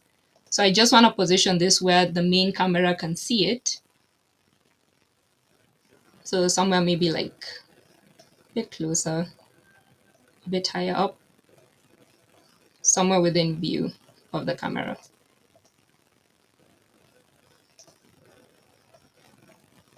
Yeah. So you can see here on the left-hand side, you can see the cube moving around, and that's what the player will see. Right now, there wouldn't be much happening if we hit play because we haven't actually told the different elements in the scene what to do. So as I mentioned with the cube, you can move it around in space, you can rotate it, you can scale it on the different axes. You can also change like the scale using the rect tool. Then we also have like the transform tool, which just has all of them combined again. I'm just going to undo that so it's easier for us to continue. So there are these things within your scene called gizmos, and they allow you to see, like, for example, the orientation of something, which to switch between 2D view and 3D view. And to access that, you just click these three dots, hit overlay menu, and then you're able to like select which ones you want. So right now we have the tools selected, but we can also do view options, which is very handy, and the orientation. So for the view options, we can switch to a 2D view. This is handy when you're building 2D games. So right now we're building a 3D game. And then we also have the orientation here in the corner, which you can switch between isometric and perspective. And you can also snap to either like viewing it from the X, Y, or Z axis directly. Yep. You can also use command when you're using the move tool to snap to specific, if you pay attention on this side, to snap the object that you have in your scene by specific increments. Mine has 0.25, but you can adjust it in your project settings to be larger or smaller. So moving from that, you get 3+ points, and we move on to using the hierarchy and the project panels. So what I want to quickly do is to show you how you can group different objects together. So to do that, I'm going to add another 3D object known as the plane. So this is just like a flat, you can think of it like a paper. And I'm going to put it down here to act as our ground plane, and I'll name it appropriately over here in the inspector, so ground plane. Then I'm going to also add another plane, and I'm going to name it like wall so that it goes in the background. And as I'm doing that, I want to rotate it so that it's like behind the cube. So I'm just going to rotate it -90 degrees along the x-axis and push it back. So now it's acting as our background. Just to quickly adjust some things because I'd like it to look a bit better. Yeah, so we've noticed that we've created the ground plane and the wall. These are going to be like our background elements. And what we can do is create an empty object, call it background, and then we can select both of them. So I'll click on one, hold shift, and click on the next one to select it and drag it into background. Now these become one object that I can move around in space and rotate as I need to do. So I want it to be a bit closer. And actually, since I want the wall to be a bit wider, I'm going to select it and then hit the scale tool and then just make it wider that way. And then maybe move things back where they were because it was just fine. I wanted to fill up the space behind the cube in the background. And then, yeah, so that it's easier to see because the cube and the wall are white, I'm just going to quickly import a texture. So what I'm doing is I'm going to my File Explorer and I'm going to my downloads where I have the texture.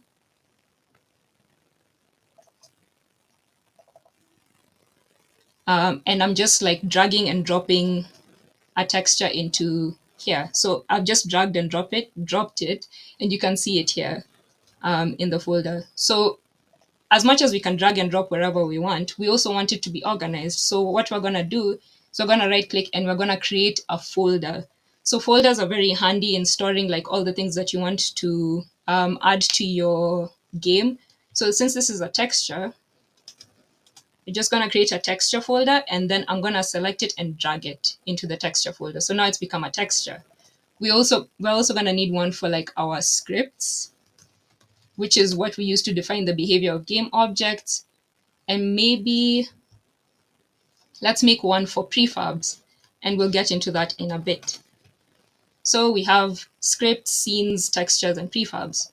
So we want to differentiate what the background looks like from the foreground. And what I'm going to do is I'm going to take this texture and I'm going to drag it into the mesh renderer of the ground plane. And that changes how it looks. You can see here in the scene that it looks different. I'll do the same thing for the wall. And what that's doing is it's changing its material here. So if I even click on this, you'll see it opens up this new folder that it automatically created within texture to show you that there's this material that has been created from the texture that we gave it. We also want to do, so now we have like our background, we've created our folders and we've dragged them in. And just to give us something, another game object, since our cube is our main character and we want to still be able to see it and it's still a bit like hard to see, I'm going to give it its own texture, or its own material. So to do that, I'm going to right click within the materials folder, create, and then go to material. And I'm going to just like name it whatever I want. Right now, I'm just going to name it apple. And that's your first hint of what kind of game we're going to like try to create as fast as possible. And I'm going to give it a reddish color. You can see it changing down here. And then I'll go and select the cube in the hierarchy. Notice that it has the default material, and instead come and take the apple material and drag it and drop it here. And you can see it changes the color and the texture of the cube. Just for like the sake of being organized, I'm going to rename this quickly.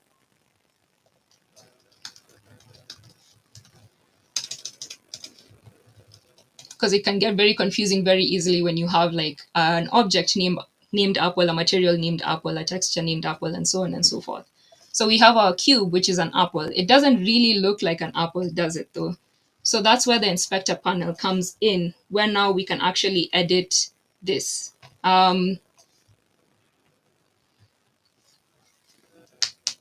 Yes, so that's where the inspector panel comes in. And since we've completed that, we all get like 1 extra point, and we move on to working with the inspector panel.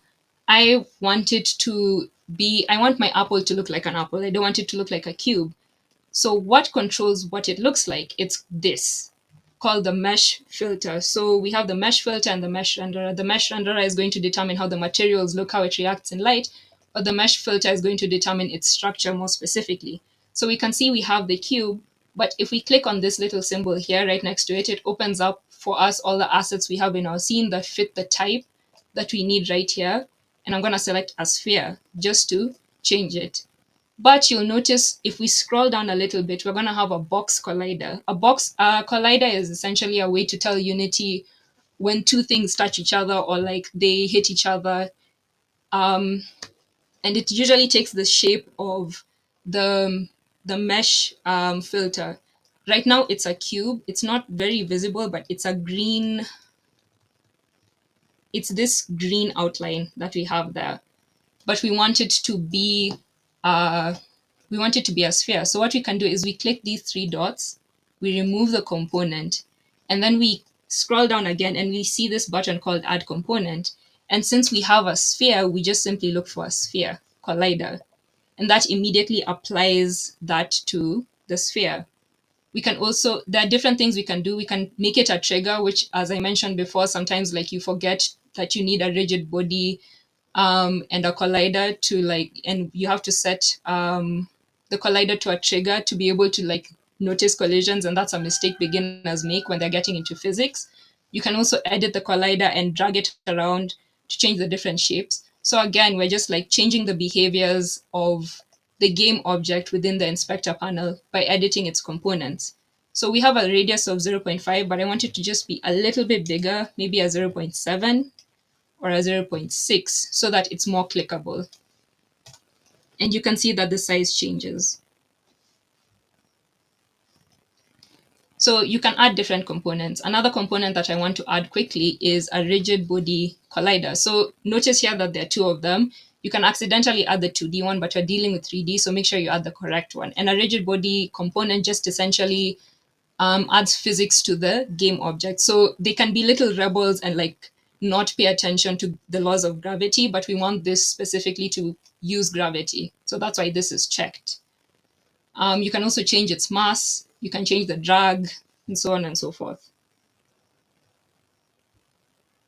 So while we're still in the inspector, if you have a lot of things the way we have here, you can just click on this small arrow on the side to minimize some of the components that you have so you can have more space to navigate around.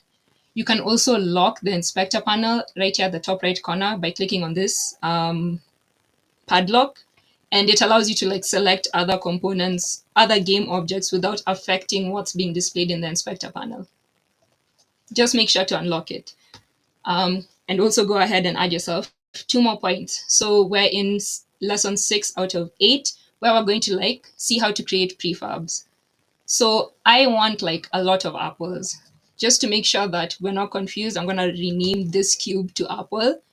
And I want like quite a few apples. I want maybe, let's say 4 apples. What I can easily do is select the apple in the hierarchy and click Control D, Control D, Control D, and then move them within the scene. So you can see that we have more apples. Our single apple has a new family. And all of them have the same, they all have the same components as the first apple that we created. So the next thing we want to do is we want to, maybe let's say we want to add a stock to our original apple. So I'm gonna go into the apple, right click on it, create like a 3D object,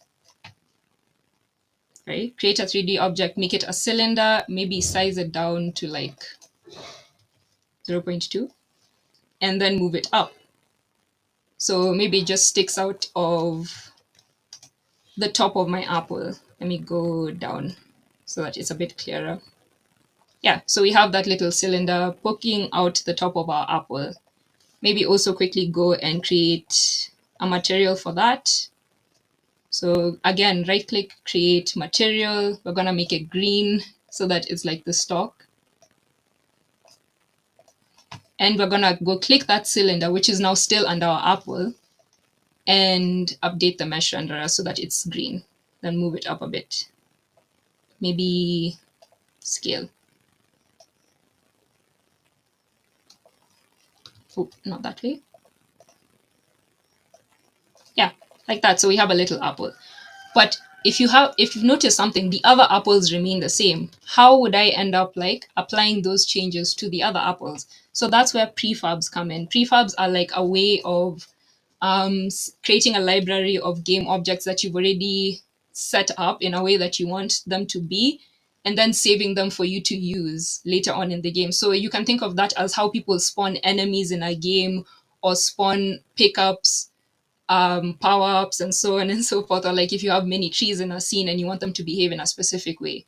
So to create a prefab, we select the game object that we've already edited the way we want, and then we drag it from the hierarchy panel into our project panel and specifically into our prefabs folder. You can do this in any other folder, but I would not recommend because it becomes difficult to like keep track of what is a prefab or not.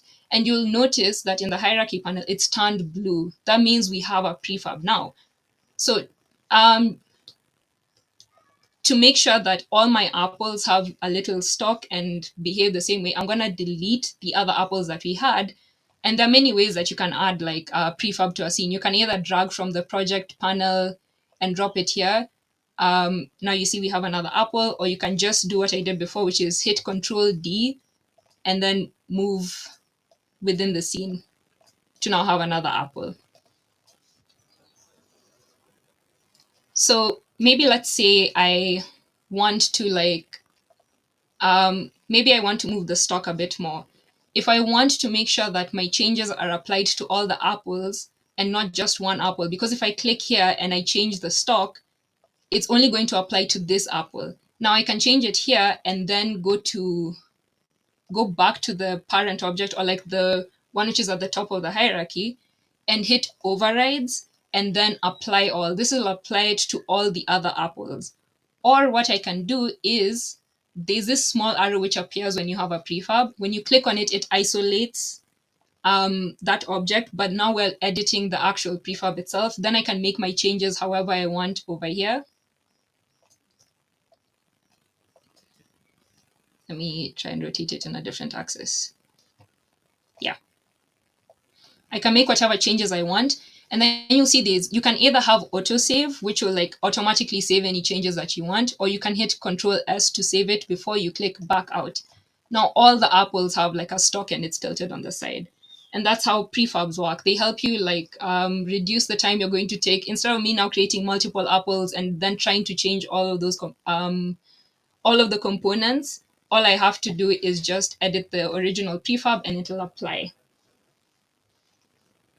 So another thing we can do is once we have all of these apples, maybe we don't want to have to like hit Control D every time, and you won't be able to hit Control D when somebody is playing your game. What you want is for the code to work for you. So you're going to create a behavior, otherwise known as a script, which you're going to do in our next topic. Add yourself 4 more points and get ready for the second last lesson. So on the first apple, what you're going to quickly do is we're going to go select it, go into the inspector panel, and we're going to add a component. What you're going to do is we're going to add a script. As you can see over here, there's already like new script. So when I click on it, I can name the script however I want. So let me call it just Apple Target and then hit enter. And it's been added. So your Apple Target script has been added to your assets folder. Just to neaten things up, I'm going to put it in the scripts folder. And you'll see Unity automatically compiles scripts when you create them. And that's just to make sure that what you've already scripted out is going to work within the game. Yeah, so we have our script. And you can see that because I added it there without actually going into the prefab, it has a little plus sign. So I'm just going to quickly go to overrides and apply all, so that all my apples actually have that script, the Apple Target script. And then I'm going to use an interactive development environment, or just an IDE, which is VS Code. So when I select the script, I can open it up here, like right up here at the top right. I can hit open and VS Code will open. Because now I'm sharing 2 windows, I'm just going to share my entire screen and try not to like share the wrong thing again. Yeah, so you can see VS Code has opened, and it's specifically opened up my script, Apple Target. So this, you can already see that there's some things in there. First of all, we have, this might get like this might require you to have some knowledge in programming already, but I'll try and explain it as best as I can. We have this first method or function called start. So start is called before the first frame update. So at the very beginning, when that game object is spawned into existence at the beginning of your game, start will be called, and whatever is in the brackets will run. Then we also have update, which is called once per frame. And this is even like why you hear frame rate being very important within games. And when you're programming, you have to make sure that your frame rate is at an appropriate level and you're not putting too many things in update. For example, a while loop that's always true, which will cause your game to like just crash. So what I want to do is, it's applied to my Apple, right? We want to use that console that we talked about earlier. So the thing that I'm going to create, 1 second. Hi. Okay, I'll just do this quickly. Yeah. So I'm gonna add a few things to our Apple first before I go back into VS Code. One of the things that I want to add, oh, sorry, we already have it. We have the rigid body. So just know that like components can be accessed within your code because you want to change the behavior and you're gonna use the components to be able to change the behavior. So I'm gonna quickly add a string, and we're just going to call it Apple position. Now, actually not a string, but a vector3, right? What I want to do is just at the start is I want to assign the apple position to be equals to the position of the actual physical apple.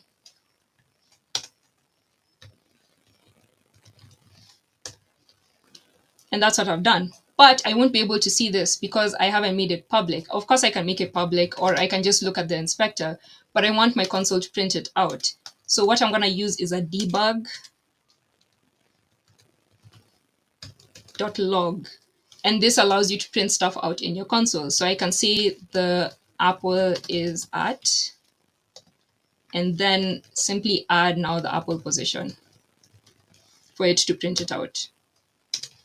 And then make sure to actually terminate, which is something beginners also forget, adding the semicolon. Then I'm gonna hit save and go back to Unity, let it like compile, and then repaint all the windows.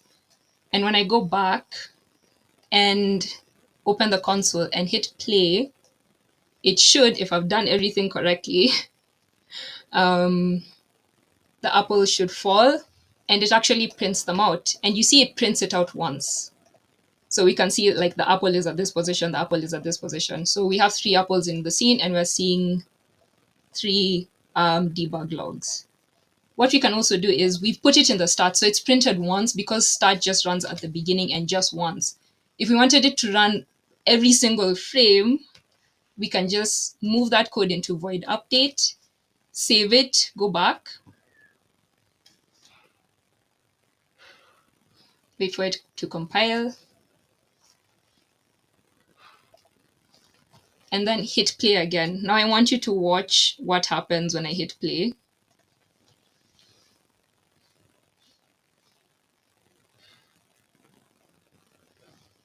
Do you see, as much as it looks like it's not really changing, or maybe if I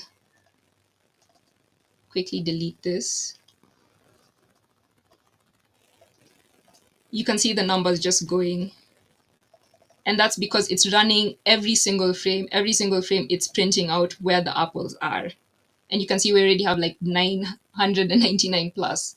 So that's like the basics of how this works. I know I have 5 minutes. Or I had 5 minutes, maybe 2 minutes ago. But that's the intro to Unity. One last thing that I will show you as you add 4 points to yourself for completing that is the asset store. So you've seen me struggle to create these less than beautiful apples, just using like primitives within the Unity hierarchy and the Unity scene.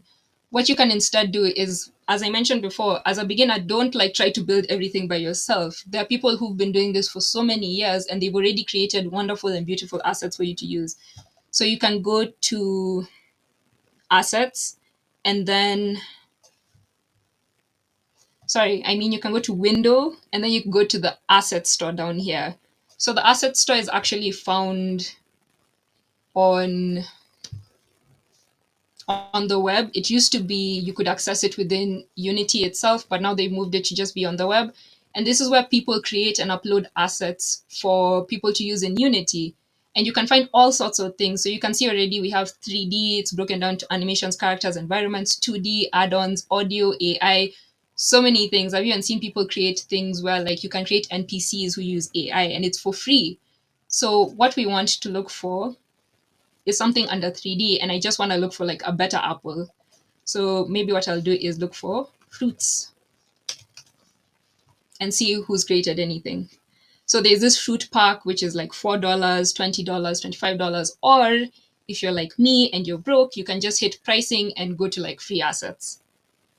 And you'll just find them, like all of these fruits for you to use. So something that I've already added to my game is this fruits low poly pack light.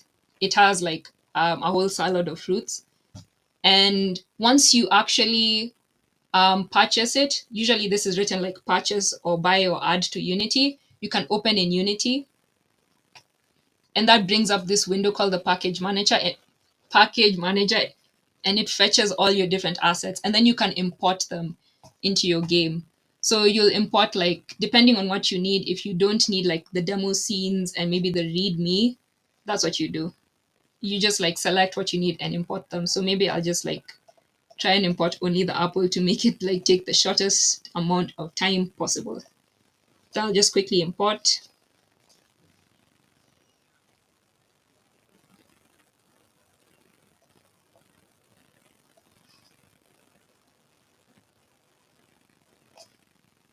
Let me check my project. Yeah.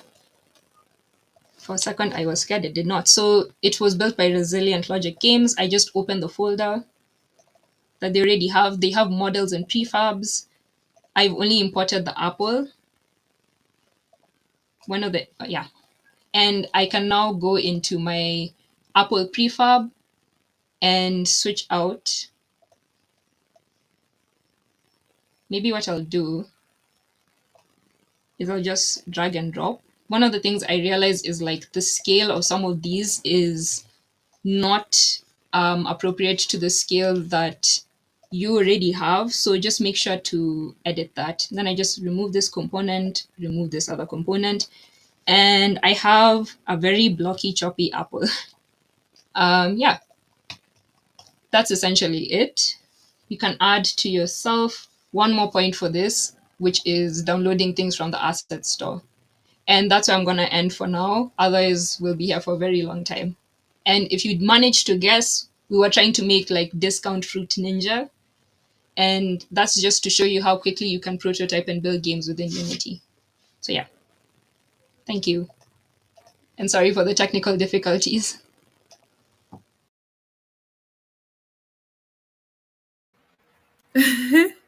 So we have a question. Are we building a Fruit Ninja like game? Yes, exactly. You get 10 bonus points, whoever was the first person to guess it. Okay. That's Megere, if I pronounced it right.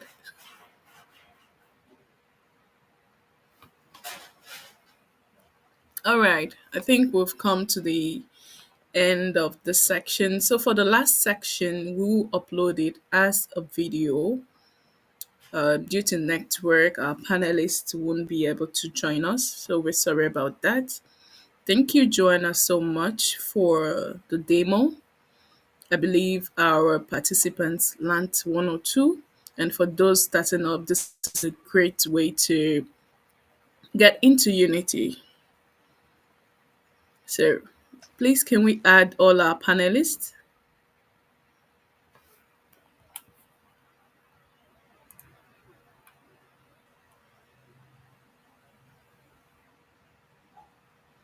If you can, please switch on your videos and let's leave one word for our jammers. So before we close up, Women Game Jam registration is still currently ongoing and it will be ending on the 5th of this month. That's in 2 days' time. Please, if you know any lady who is interested in the gaming space, do share this opportunity with them. It's a great opportunity. As you can see, you heard all the ladies share their experiences. So I believe you learned one or two from them too. And it is a great opportunity to showcase your skills and network. So thank you very much for joining us. And would ask each lady to leave one word for our jammers before we end the section. So let's start with Ashley. What's one last word you're going to tell the jammers? Oh, wow. One word. One word. Just one, not more than one. Okay. Passion. Yeah. Okay. Thank you, Veronica.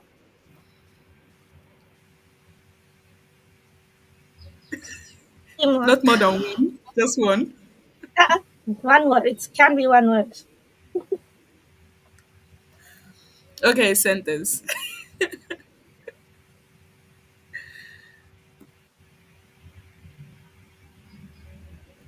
You're still thinking about it?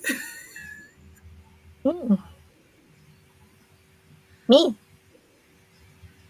Mm-hmm.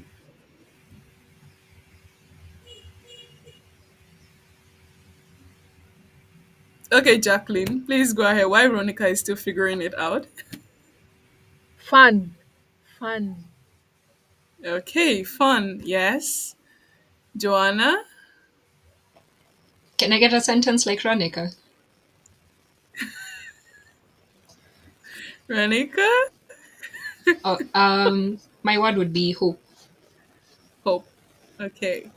Veronica, yes?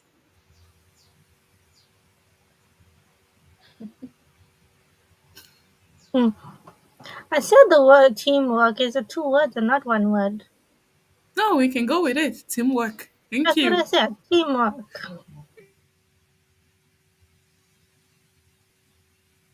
Thank you, everyone. And we hope to do this some other time. All right. Bye, everyone. Hi. The registration for Women Game Jam will be, the link will be put in our description box.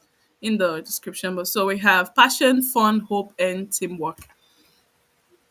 And also research. I can add research to it.